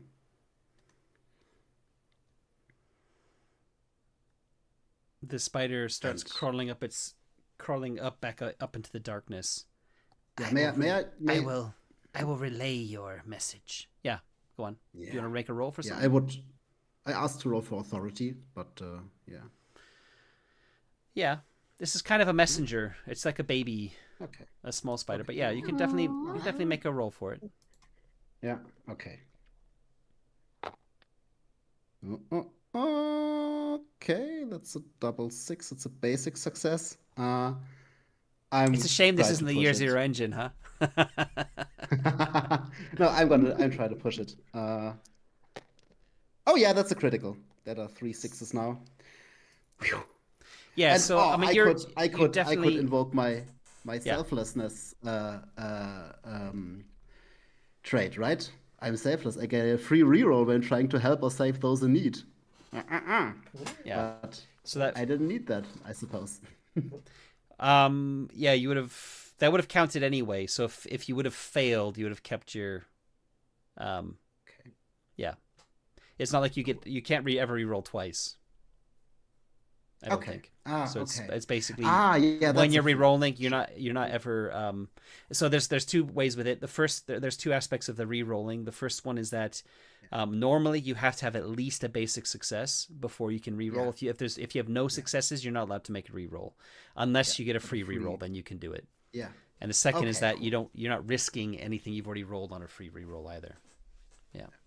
Yeah, we can maybe check, but I'm pretty sure that it's not like an additional. You can't make a risky reroll, and then if that fails, also make a free reroll on top of it. No. Yeah. Anyway. That makes sounds totally fair. Yeah. Yeah. So you basically feel like you definitely got your point across. Yeah. Whether the spider has been convinced, you can't really tell. Definitely didn't make any signs that it maybe felt that way, but you feel fairly as confident as you can feel, let's say, that the spider will pass your message on as you've said it, which is kind of the most you can ask. But you are aware that they are setting an ambush for where you're going to be passing through tomorrow. Yeah. Okay, should we take a quick break? Oh, that sounds fantastic. Yes. Yeah. Let's take a 10-minute break. We'll come back at top of the hour, which is in like 8 or 9 minutes. Yeah, perfect. And yeah, it's good. Seems like a good point to stop briefly. Okay, so we'll be back shortly.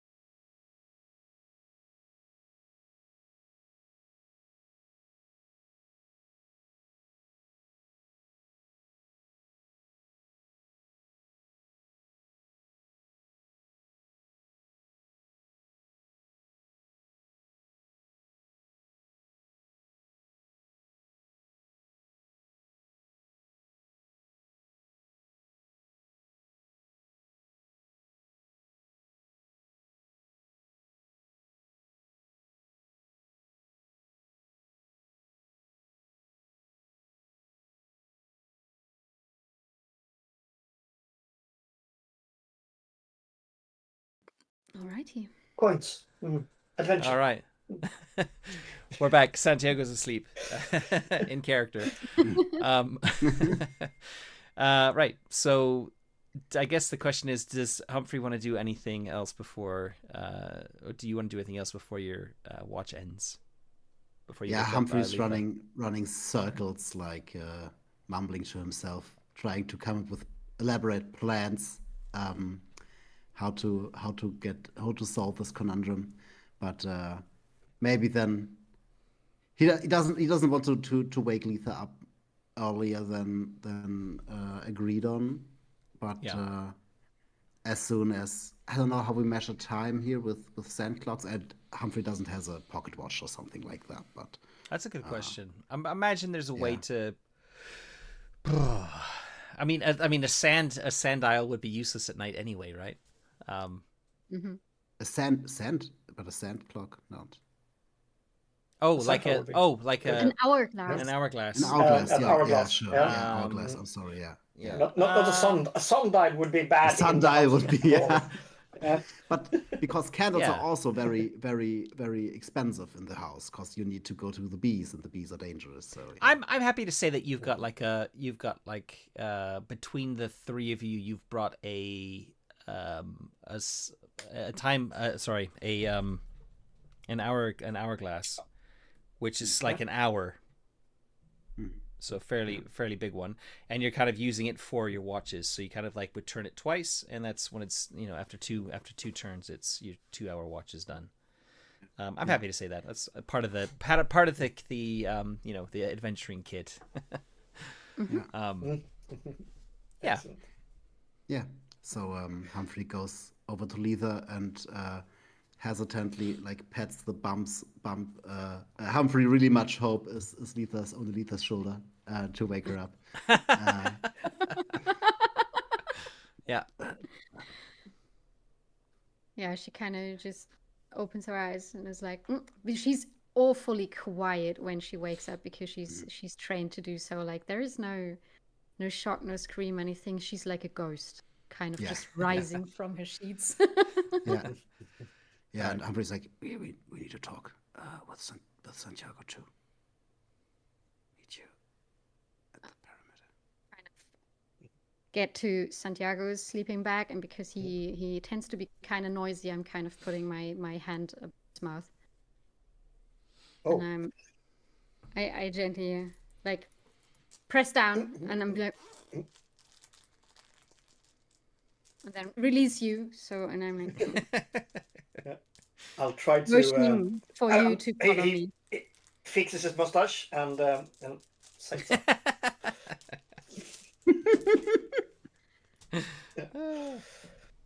Yeah. When you come out of the border of the little forest, of course Humphrey stands there, leaned against the mushroom, all edgelord like, and says, "Got news about our little caravan friends here. Turns out they got spider eggs loaded, and the spiders want them back and want revenge. Okay. Killing them, revenge. Yeah, that's. Do you think we asked, and they lied? Yes. They did.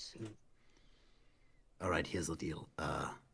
They want me to lure them into the next crossing where there will be an ambush. I said I will try to get them the eggs back, but they won't harm anyone under my watch. Not the egg thieves. So, yeah. The spider said they will relay it to the others. Let's hope they will mark the truce, but we can't rely on that. No. Matt. Yep. When we got the coins, were they all in one bag given to? I would have counted out 5 coins each to each of you. Yeah. Do you mean for the payment from Cornelius? Yeah. Mm-hmm. You would have counted them all out. He had a purse, if that's what you mean. Yeah. He took them all out of one purse. No. I was just thinking about who got the coins and. Oh yeah, he would have. Yeah. I mean, he would have paid you each individually, for sure. Okay. That's bad. That's bad for some of us. Yeah. Yes. Because you have accepted money then, yeah. Man is smiling.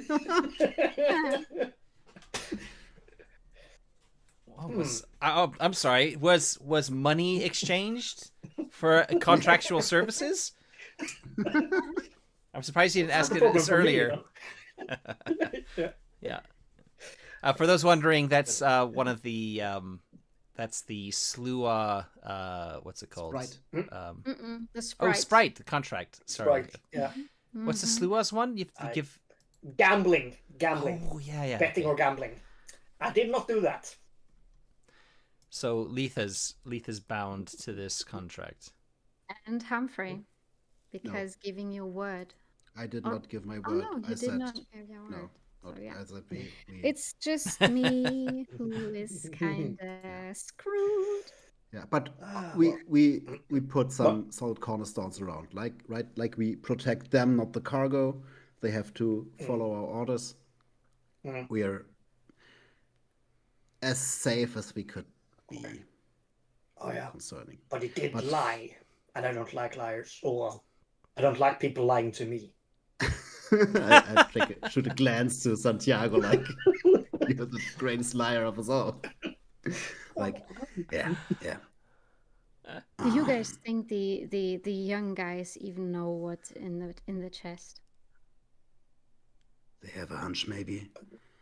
The Sprite is terribly shaken. Maybe equally as afraid of Cornelius as of the spiders. Yeah. He knows something is awry. But Probably. Okay, but should we just do as you say and protect the men and leave the cargo, or should we? Yeah, well, the smaller confront them. Are, we have to get the eggs to the spiders without getting anyone harmed, right?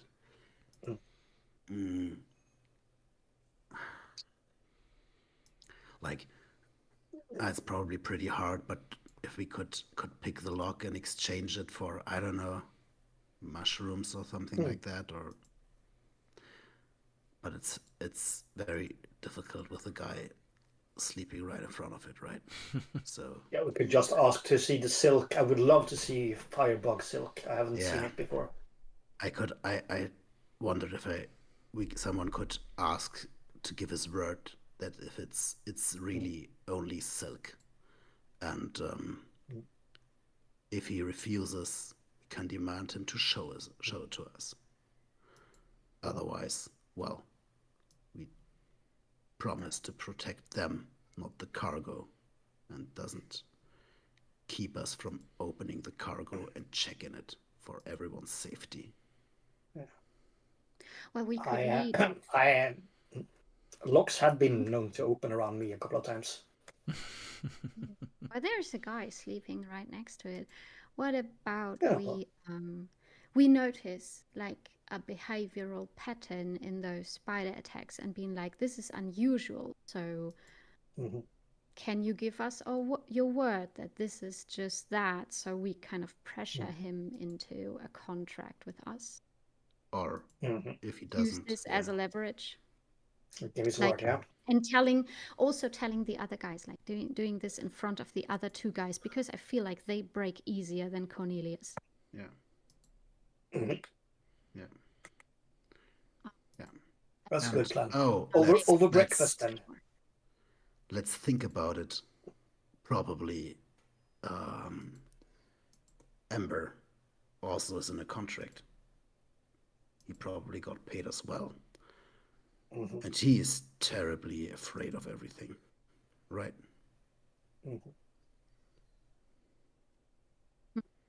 Yeah. But I can't be entirely sure that the spiders are not ambushing the caravan. I hope, but I can't say for certain. We should take a different route, trying to circumvent it, maybe with one of us Me, probably. Delivering the eggs.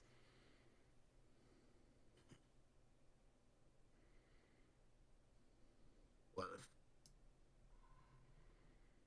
You will not be able to separate the box from Cornelius. Yeah, but the eggs. But on the other hand, they need to be with me, or else the spiders will, attack you. They will Oh, yeah. attack either way. I'm sorry if I understood this right. They want revenge on the guys who took it. Could we kind of pressure those people into nulling our contract, being like, if you lie to us about the content of this box, our contract is null? Well, that needs someone who knows about contracts to determine if that's how it works, fortunately. Well, if they agree to it, and do like the appropriate things, like, give the boggart, give us a word, stuff like that. I don't know about these kinds of things, Letha. Maybe we should talk to someone who knows a lot about contracts. I'm looking over at who's snoring right there. Yeah. Oh yeah, now. Yeah, all doing like the super huddle and next to the campfire. Yeah. Yeah. Or okay. Let's get. Are you doing it next to the campfire? You've gone a little ways away. I thought. No, right? No, that was We've just gone away. Yeah. But do we want to wake Gwen now, or can we do this tomorrow? We would wake Gwen better now. Now we got time to discuss this in privacy, at least as long as no one is still awake, like Amber. I look between Humphrey and Letha, and Letha, you're quiet, right? You woke me without waking people.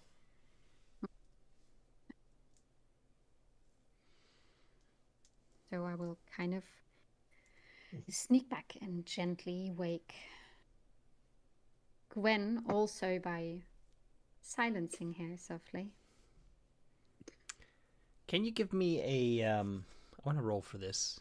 There's a lot of toing and froing and chitter chatter going on. So a pillow over the head, holding it down until she doesn't move it. No. Don't do that. That's probably That's not a a bad good idea. So illusion under street illusion is the. I mean, it's one of your best skills, so you should be. Yes, I see that. Quite proficient in it. Alrighty.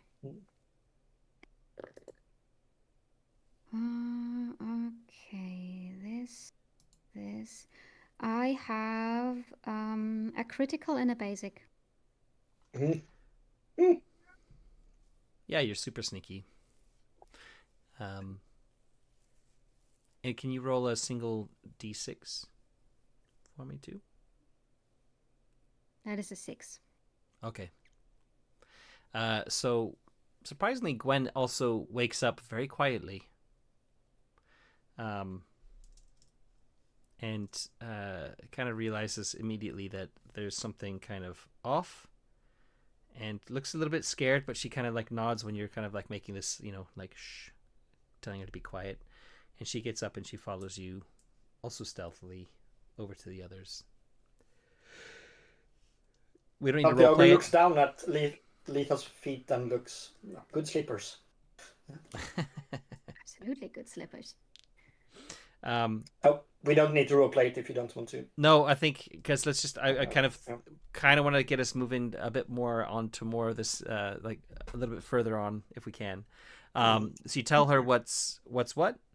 You ask her about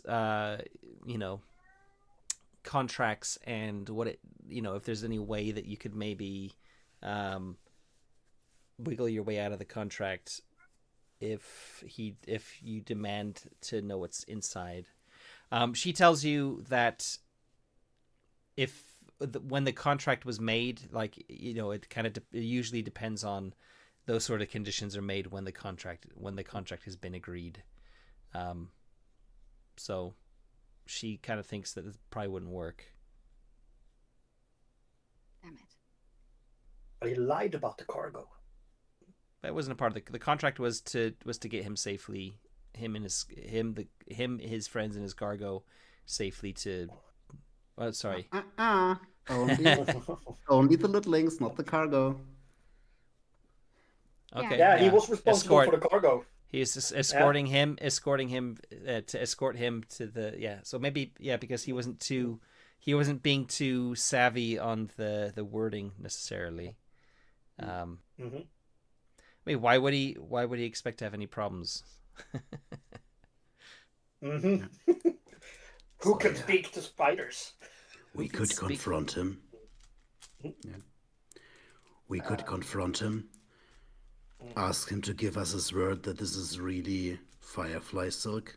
And if he refuses, pressure him to open the chest.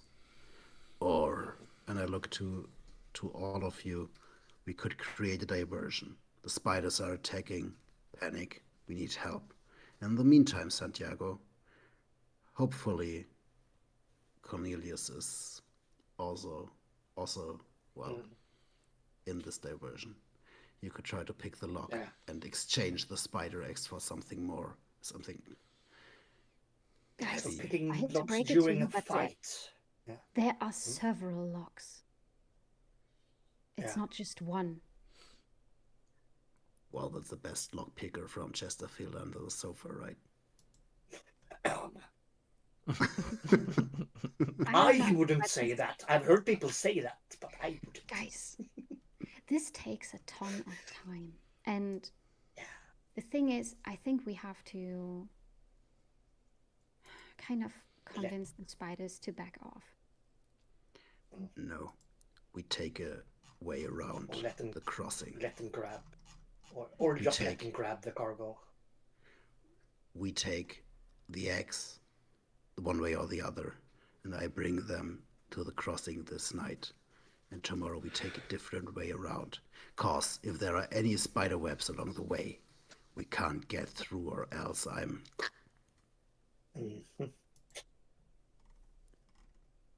Well, you just have to find some way to get down to the basement where you have to live out the rest of your days. Yeah, it's nothing I'm way too keen on about, Miss Summers. Not right now. It's a fun place, but not that fun. I'd like to see the basement one day, but on my own terms. That's okay for everyone. I could introduce you to some people, but yeah. Okay, so we need to get the chest. Now. What you have to really be asking yourselves here is what's more important, Humphrey's life or Letha having a little bit more of bad things happening to her? Oh, well, even then, Letha's contract will not be broken as long as no one of the guys are harmed, right? It's only about bringing them safe to Downridge and not the cargo. So, and they have to obey all of our commands. These are the terms of the contracts that they have to obey to, right? Or else they will be hit by terrible, terrible things.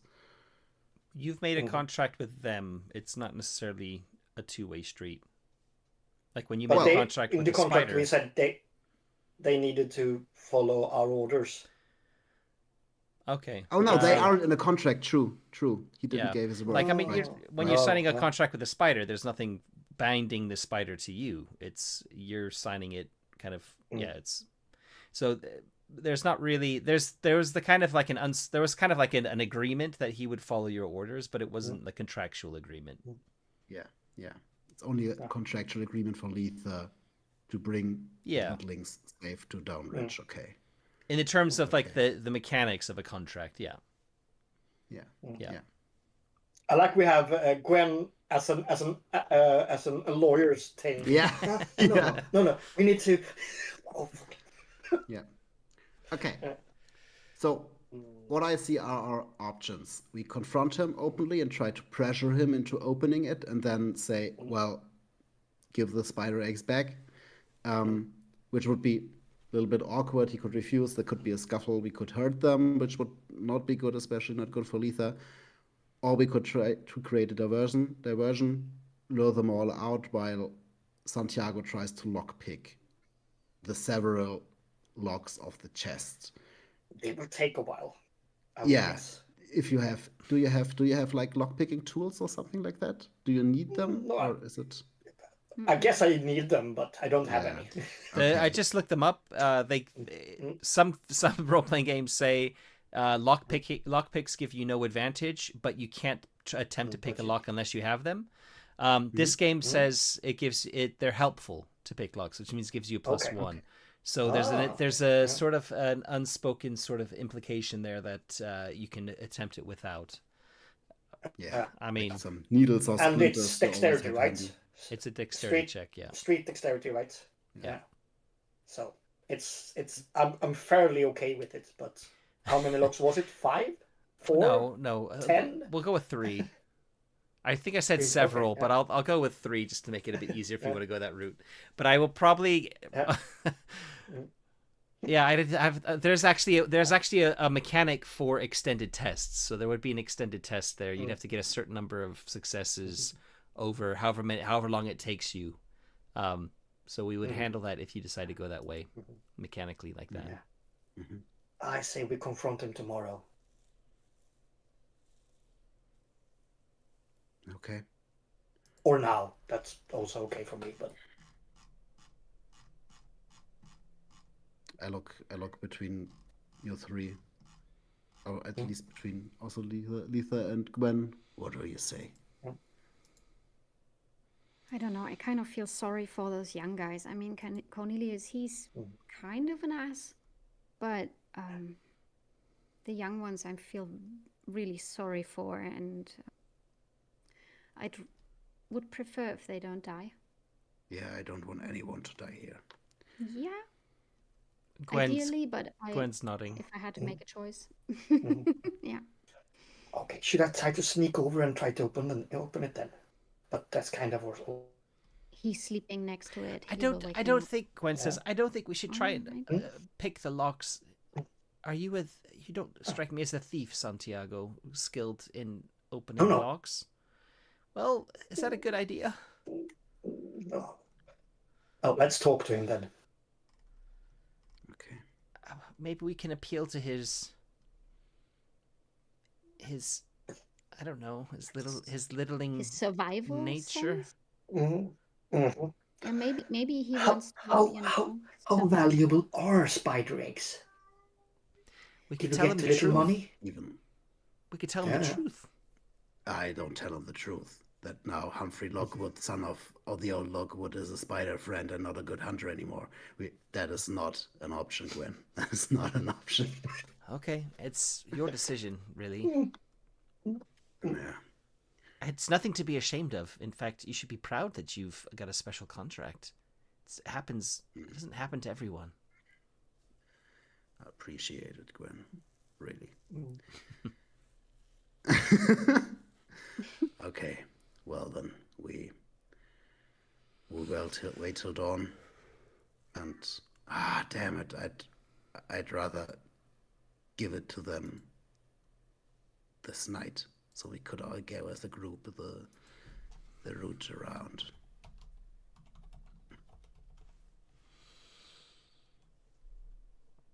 I think it's better done over the breakfast, but yeah, it's up to you.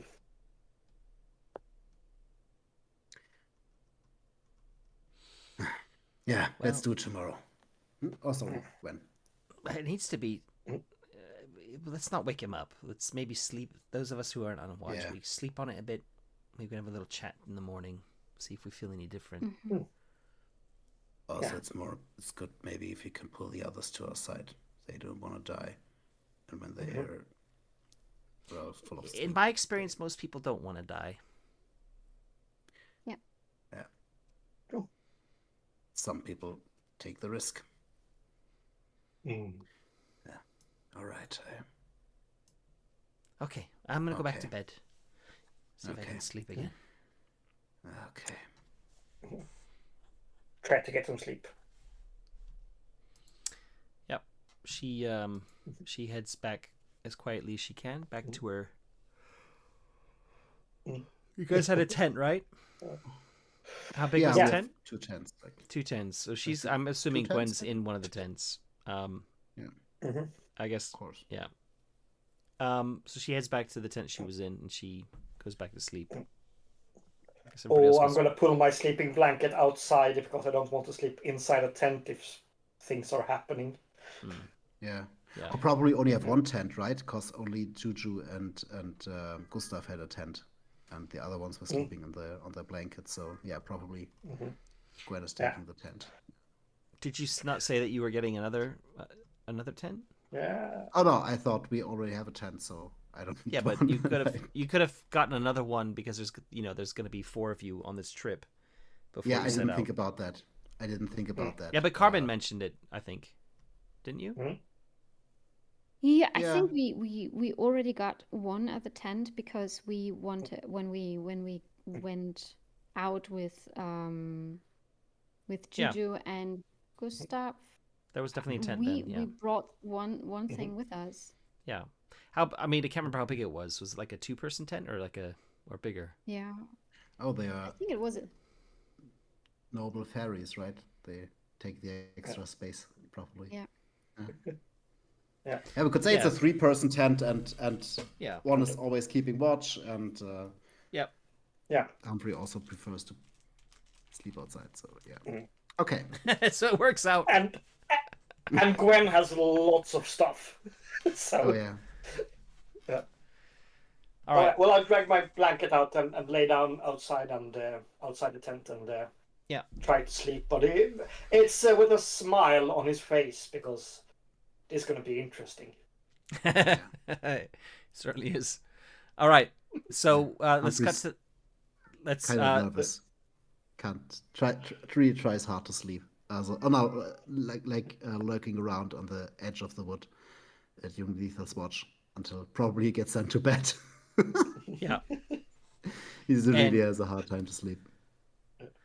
Carmen, there's nothing that happens on your watch for the 2 hours.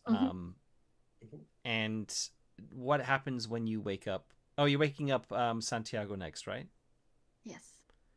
And we say that I think Cornelius had the last watch. Is that right? No, he had the third watch. He had the third, actually, and I had the third. I'm going to wake Cornelius. It doesn't really matter if you wake me up. That's gonna be what happens. That's fine. No, we'll do as I think makes sense. Actually, it's up to you, Carmen, to decide. No, we go through with the order because it would be suspicious if we don't. Yeah. Okay. So you wake up Cornelius. He kind of nods. And gets to his feet and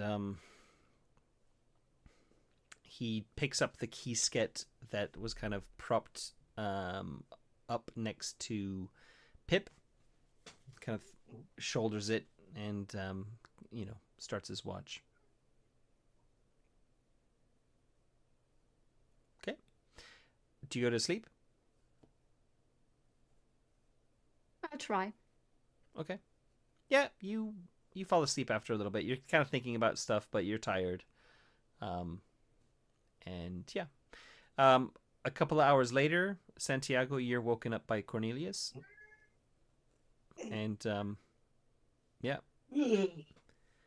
he goes and back to his he puts the keysket back down next to Pip and goes back and lays down like he was before. Same sort of position next to the chest. I'll have my guard on. Yeah. Oh. I was gonna say the sun is. It's very slowly starting to get a little bit lighter inside the house. So the sun is very slowly starting to peek over the horizon. So not quite dawn yet, but probably only about an hour off. Excellent. So I'm getting a bit lighter, so I will have a walk around in camp. Counting guns, counting weapons, checking where they are. I mean, you can't tell if someone's got something hidden in their coat. It kind of be a bit weird maybe to sleep like that, but you can never be sure. There's seems to be only the one keysket, which is with Pip. but you know, I mean, you yourself probably were sleeping with your illegal pistols tucked into your jacket. Yeah. And they're small enough that, you know, Cornelius certainly has kind of a large, you know, fancy, you know, caravan master's coat on. Yep. The other two definitely have jackets where they could be hiding stuff in there if possibly. Yeah. I'll just take note of it and plan different, you know, fun stuff to do if I get some. That's how I keep the time going, I think. Actually, I would say Ember Ember is a guard. So we'll say that he has a belt with 2 pistols holstered on it. Kind of like a cowboy. And he's taken it off and kind of set it next to him while he's sleeping. But are pistols illegal in general? Oh, that's a good question. It says portable. They're so easy to conceal, something like that. Yeah, maybe he's got something different then. But he is meant to be a guard. So let's say that he's got a key skit. Let's say he's got a key skit as well. Yeah. But we'll say that his key skit is, it looks like it was slightly damaged, also maybe in the attack. But not so badly that you think it might be able to. Not that you're an expert, but you think maybe he could still fire it if he needed to. Yeah. Could I do the thing, you know, you talked about you can do during battle, see if an opponent has some weaknesses and stuff? Could I do that during my guard? That sounds like Santiago stuff. He tried to get information beforehand if he's gonna get trouble. Yeah, that was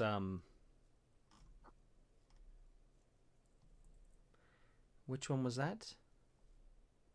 I can't remember. You could spend an action during combat to Lisa has see if as a move skill, or right? Move sharp. I have a skill for figuring out weak spots.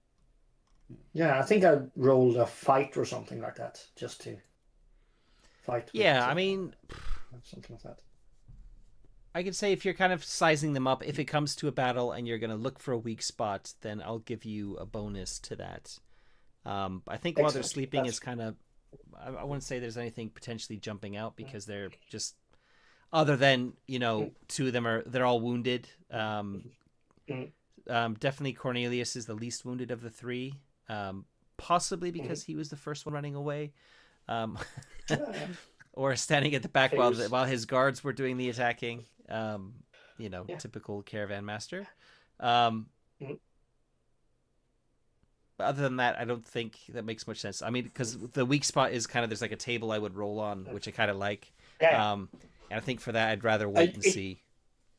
It mostly felt like something Santiago would do. Yeah, sure. No, I think in the like narratively, that's fine. And mechanically, we'll just tie that up if it comes down to the fact that you need to find a weak spot.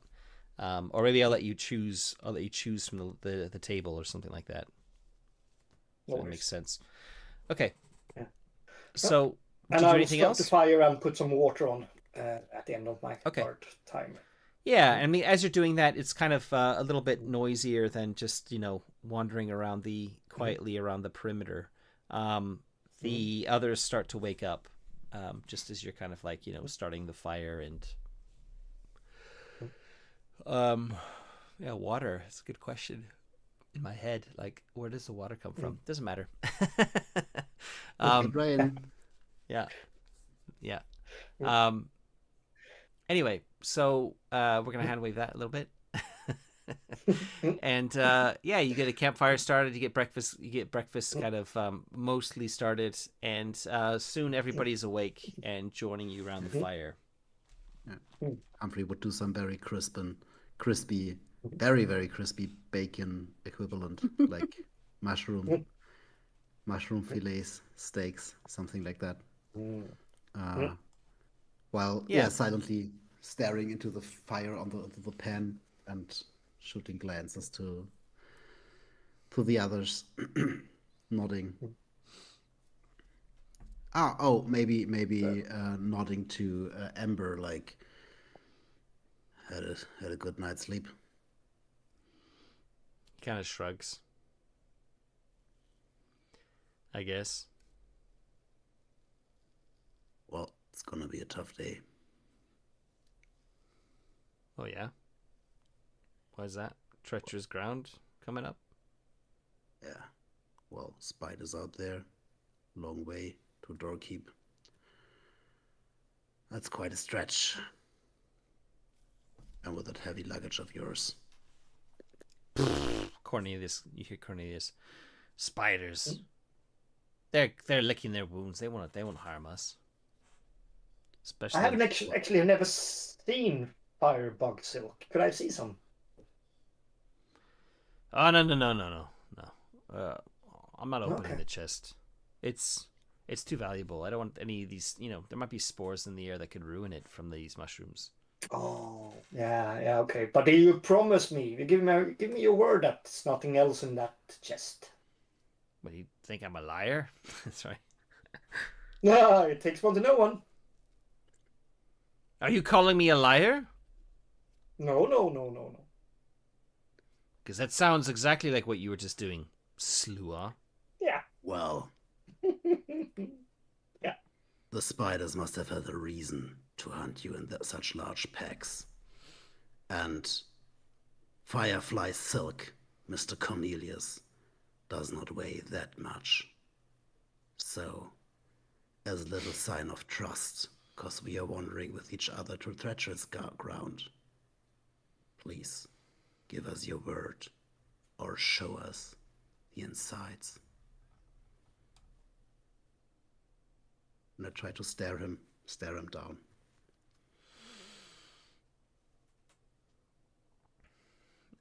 Give me what was the command? Authority. Give me an authority test. Yeah. I think that seems quite right here. Could we help with being looking nauseous? Yeah. Not nauseous. Is it okay for you, Rasmus, that Humphrey does that? I didn't want to steal your spotlight. I just want to instigate it. So you can do it. But at the background, I think Santiago is pulling out his lancetta and sharpening it a bit and being prepared.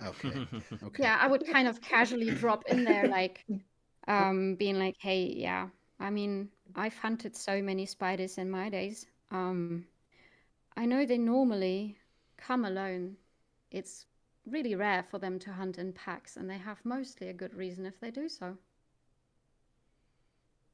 All right. So you just can to lend assistance and expertise. And I'm not so much focusing on Cornelius, but I was looking at Ember and being a fellow sprite and see if I can glean something from him. All right. Give me that test. You can get two extra dice for the help from both of them. Those are 7 dice. Come on. Okay, those are 3 basic successes. Okay. This is a critical, right? Yeah. I get I'm selfless, so I get a free reroll to help those in need, which is maybe applies here. You tell me, Matt.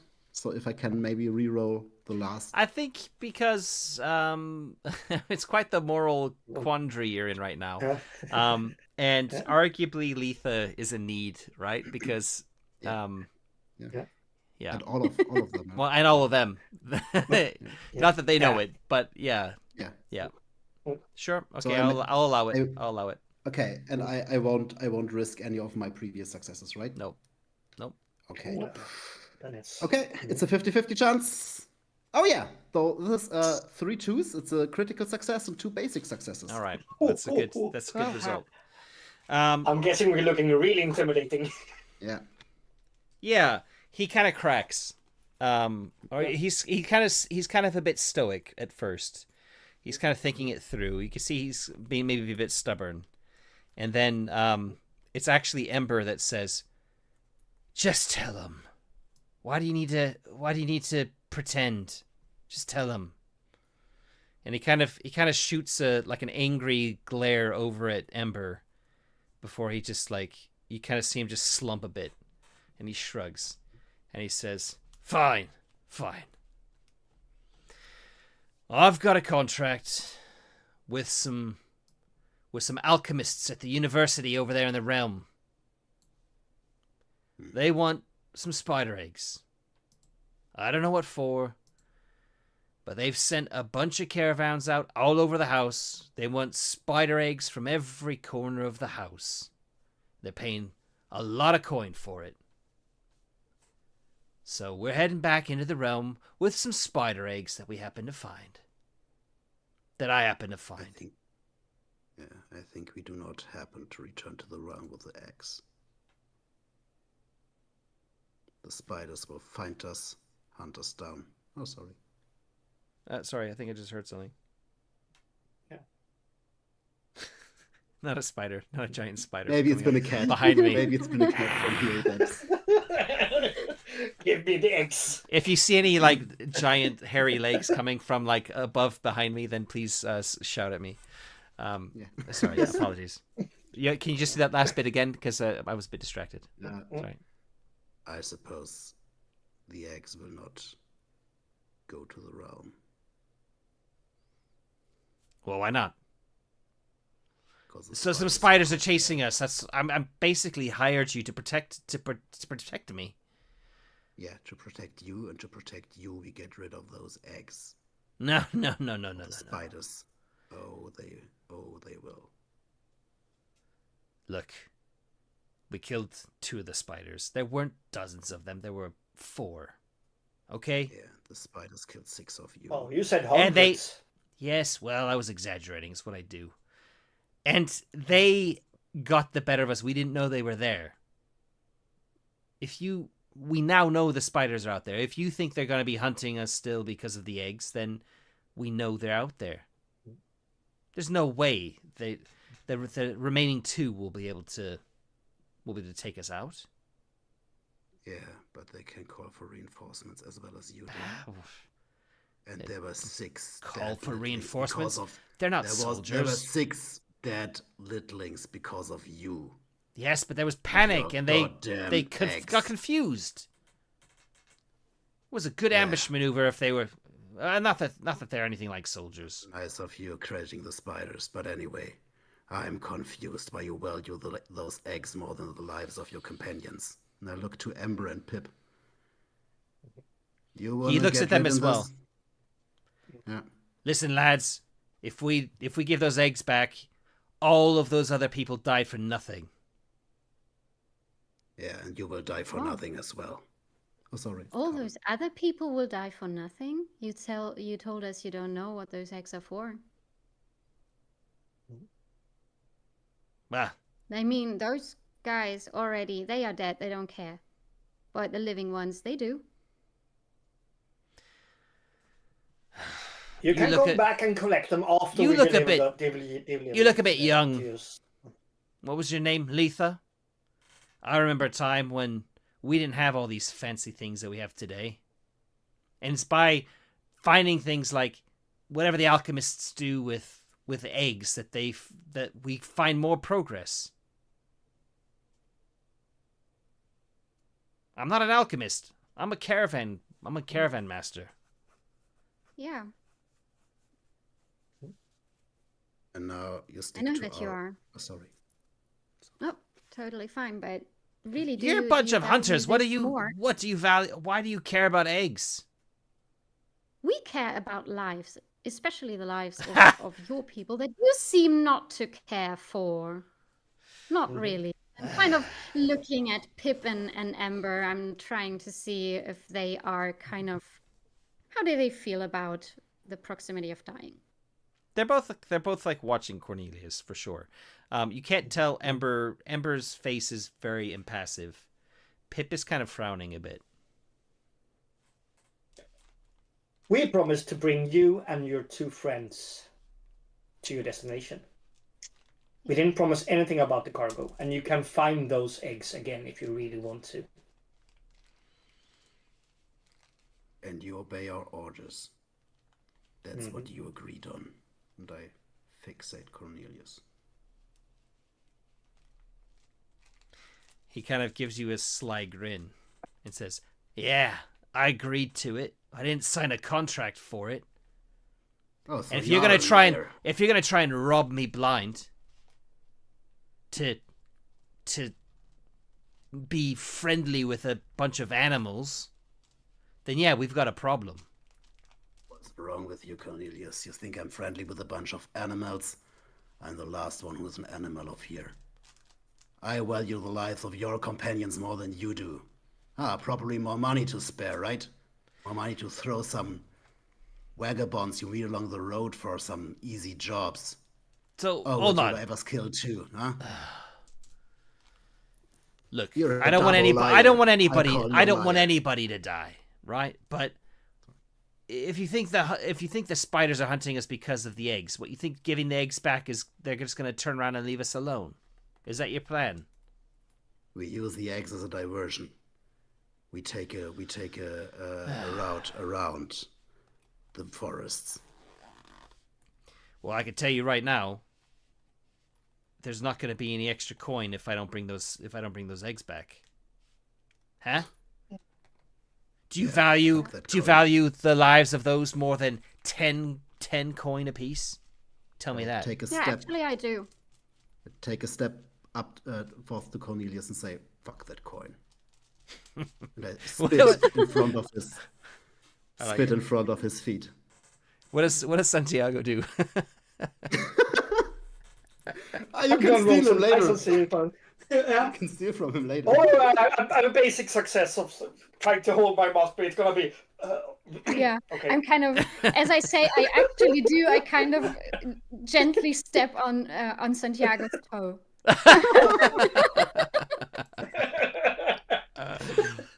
I mean, Santiago, you're pretty flush with cash right now too, so So it'd be a different story if you were back living rough in Chesterfield still, with not a coin to your name, but yeah, okay. And he has given us 5 already, so that's okay. All right, I think I like the role play here. I like the. I don't think we need any rolls. He's basically gonna be like, all right. And yeah, and Pip kind of shrugs, shakes his head, and he's like, what a disaster. I was gonna swear again, but we've already used our F bombs, so the F bomb from the last session as well. So. Yeah. And Ember is still he's kind of just watching Cornelius very intently. But hasn't said anything. You can't really tell he's just watching him, but you can't tell what he's thinking. His face is a mask, kind of. It's just very expressionless. Do I feel like he wants to hurt Cornelius? You don't know. You don't know him well enough, and there's no other than just watching Cornelius. He's obviously there's thoughts going through his head, but you can't tell. Like he doesn't look like he's about to explode in anger or anything like that. All right. The wheels are turning. Mm-hmm. Was there other salamanders over by the other littlings? Probably one or two, sure. Mm-hmm. Not necessarily though. I'm not. I don't want to send you on like a red herring there. Or anything. I'm not gonna go back. I'm just thinking if I had some brother or sister or friend. Not in my notes. I don't want to. I mean, I don't want to make something that isn't there necessarily. So no. We'll just say there weren't any salamanders to keep it a bit easier. Okay. There were twins, but they were both tragically killed. Mm. There you go. Sad. All so, dumping eggs. I mean, he's kind of letting you do it. He pulls a key out and unlocks the 3 locks, pockets the locks. Mm-hmm. But then he kind of opens the chest, and there inside, kind of packed around some straw, are, let's say, I don't know, a half dozen, so like 6 spider eggs. They're kind of the size of what I imagine like ostrich eggs to us. Do you know how big those are? Mm-hmm. They're pretty big. God, yeah. But not like football size or soccer ball football sized. So they're kind of, they're like, or like a Fabergé egg, right? Those are kind of similar size, I think. Mm-hmm. For those of you who have a few at home, like me, I have a whole row of Fabergé heads. Who doesn't? I just sold mine. On the mantelpiece. Yeah. Yeah, I don't know why that popped into my head. Well, you have a green screen behind you. If anything. Oh yeah. Oh man, I'm missing a trick here. I could just have them there all of a sudden behind me. Yeah. Anyway, so they're kind of that size, and there's like a half dozen of them packed around straw, to keep them safe. They're very kind of sticky looking. Firebug silk doesn't look like I imagined. Yeah, Pip actually bursts out laughing when you say that, kind of nervous laughter. Cornelius is not amused. I look up and I send him a smile. Yeah, I nod. Yeah. Close the chest with my foot, like stemming it closed, just so don't other predator or OV war steals the eggs in the meantime. So, yeah, that would be really mies. So, oh no, the spider's coming by night, and all the eggs are eaten by some curious beetle or cockroach. Like, yeah, yeah, that's probably a good idea. I mean, I wouldn't do that to you, I don't think, but yeah, better safe than sorry. Yeah. We all know that our cockroach is Santiago. So. Hey. And you guys, there are terrible things at play as well, right? So anyway, better to be safe than sorry. Okay, so that's the plan. You're gonna let's kind of move forward a little bit. We're kind of getting close to the finishing time. So you make your way towards this second clearing, and the spider told you it's like just after the next clearing. There's like there's another mushroom place. And that's where they're setting the ambush. I would suggest that Humphrey does an egg delivery, and I search another path around to keep the group safe, because we're two hunters and scouts, and I think we both would be able to do that. Okay. Yeah. Because Humphrey, you wanted to use this eggs as a divergence, right? So the spiders are occupied, and I could kind of lead the others off the trail. Yeah, we could do that. Yeah. I would have kept left the eggs in the small forest and went with you just to keep you safe. But that's also a cool idea. Yeah. I mean, I think in the forest they just, they wait for you, right? Yeah. If we got a meeting point and and I wouldn't bring all those people near it, because of reasons. Of reasons, yes, exactly. Okay. All right.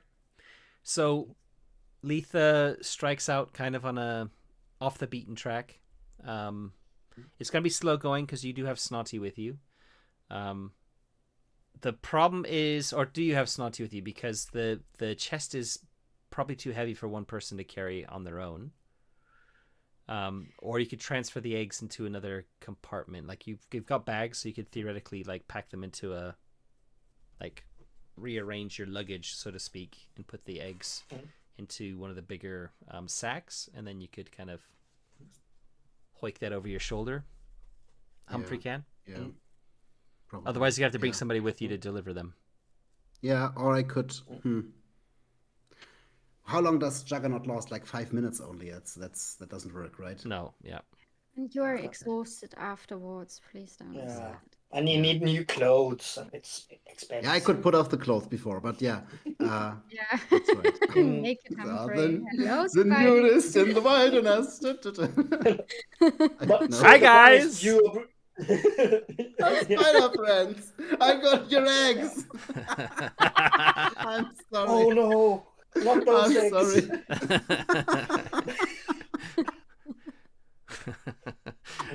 All right. Oh, it's late. Yeah. The teenager in me was wanting to respond to that, but let's stay on track. Yeah. Never mind.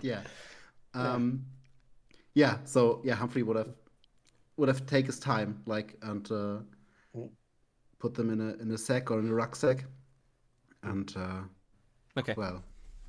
deliver them very slow and carefully. Yeah.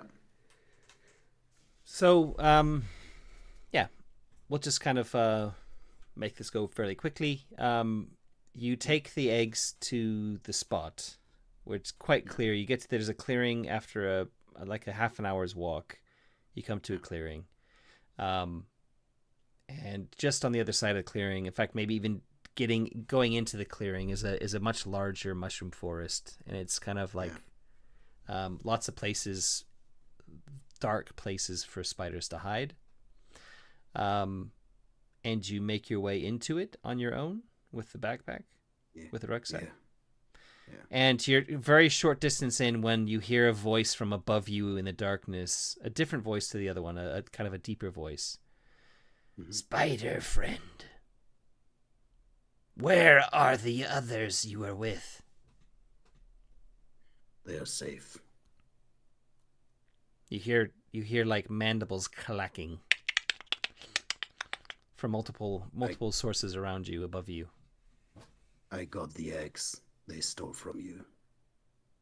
They are safe now. And I gently lift down the rucksack. That is good. But we must have blood. We must have vengeance. We must have justice. That is what we asked of you. No, that is not what I promised. Little Scout told us what you said. But we do not agree. We want a blood price to be paid. Good. So how much blood do you want? And I try to, roll up my sleeves. Not from you, spider friend. We would not dare to harm you when you have not harmed one of us. And if I harm myself, would that be any good? You did not steal the eggs. That will not appease us. But what if I tell you who ordered them to steal the eggs? There will come more. 'Cause in the realm, in the kitchen, there's someone looking for spider eggs and paying a lot of coin for hunters to get them. That is good. The safety of your... Sorry. Go on. The safety of your eggs will not prolong as long as those continue to send out money. Spider friend, this is worrying news. We will accept, in place of blood, the warning that we should hide our eggs more securely and guard them more securely. Good. Good luck with that and everything. Sorry. Good luck with that. Yeah. Humphrey doesn't mean it sounds weird, but Humphrey doesn't mean it No, I know. Yeah. It's not. You can kind of sense some movement in the trees above you, and a very large another one of these hunter spiders, like the ones that you saw dead, but this one very much alive, drops down from a mushroom just like a short ways in front of you on a web, on a line, and then scuttles over to you, and with its two front legs, picks up the rucksack with the eggs in it. And this up close, you're reminded of the net casting spider, but then it was kind of dark. And here, even though you're in a kind of a dark part of this forest, it's a lot lighter than it was when in the kind of little cubby hole under the nets, in the in-betweens. And you don't like... I mean, you're a hunter. You're used to shooting these things at a distance, ideally. Yeah. And, this is the first time you've been up close and personal since the other one, and it's certainly not with as much light. So, why don't you tell us how it makes you feel? Yeah, I think it's very close in front of Humphrey, so maybe like this close, and And we're talking like this size of like a hippo, kind of, maybe. Like length and stuff.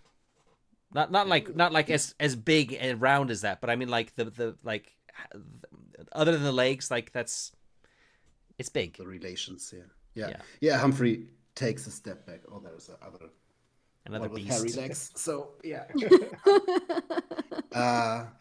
Humphrey draws his breath shakingly, tries to fixate the spider's eyes, but there are so many. It's like, difficult. Which one do I look at? Yeah. And he takes a respectful step back, trying to keep his posture, but when the spider draws back again, he lowers his gaze and sees his head like ever so slightly shaking. His hand, not his head. Yeah. I don't know if the spider retreats immediately after that, or if they want to talk to me. Well, it stops for a moment. It like kind of collects them, and it's just kind of like they're looking at you for a moment. Yeah. And then it kind of like retreats back, probably up its line back up into the top of the trees, and they don't speak to you again. But you can kind of sense and kind of hear a little bit of movement as they're probably moving away back to wherever they live. Yeah, and only when the last sound is gone and the usual sounds of nature, like little beetles clicking and chirping, I don't know, starts to start again. Humphrey tries to do a step, but his legs are completely putting. He just falls down to one knee and really has to hold his knees, getting up again and taking a deep breath and like sagging a little bit. Okay. Yeah. That was close.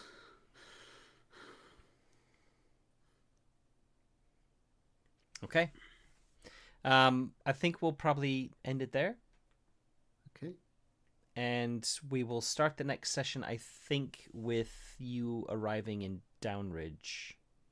Yes. Mm-hmm. Just to keep the story moving, keep things moving a bit. Yeah. We did talk about having 2 sessions going like up the stairs, so but we'll play it by ear. I mean, if there's some fun stuff happening in Downridge, we can do that first. You know, I'll try not to throw any TriStart at you, because then I know we'll just go down that rabbit hole.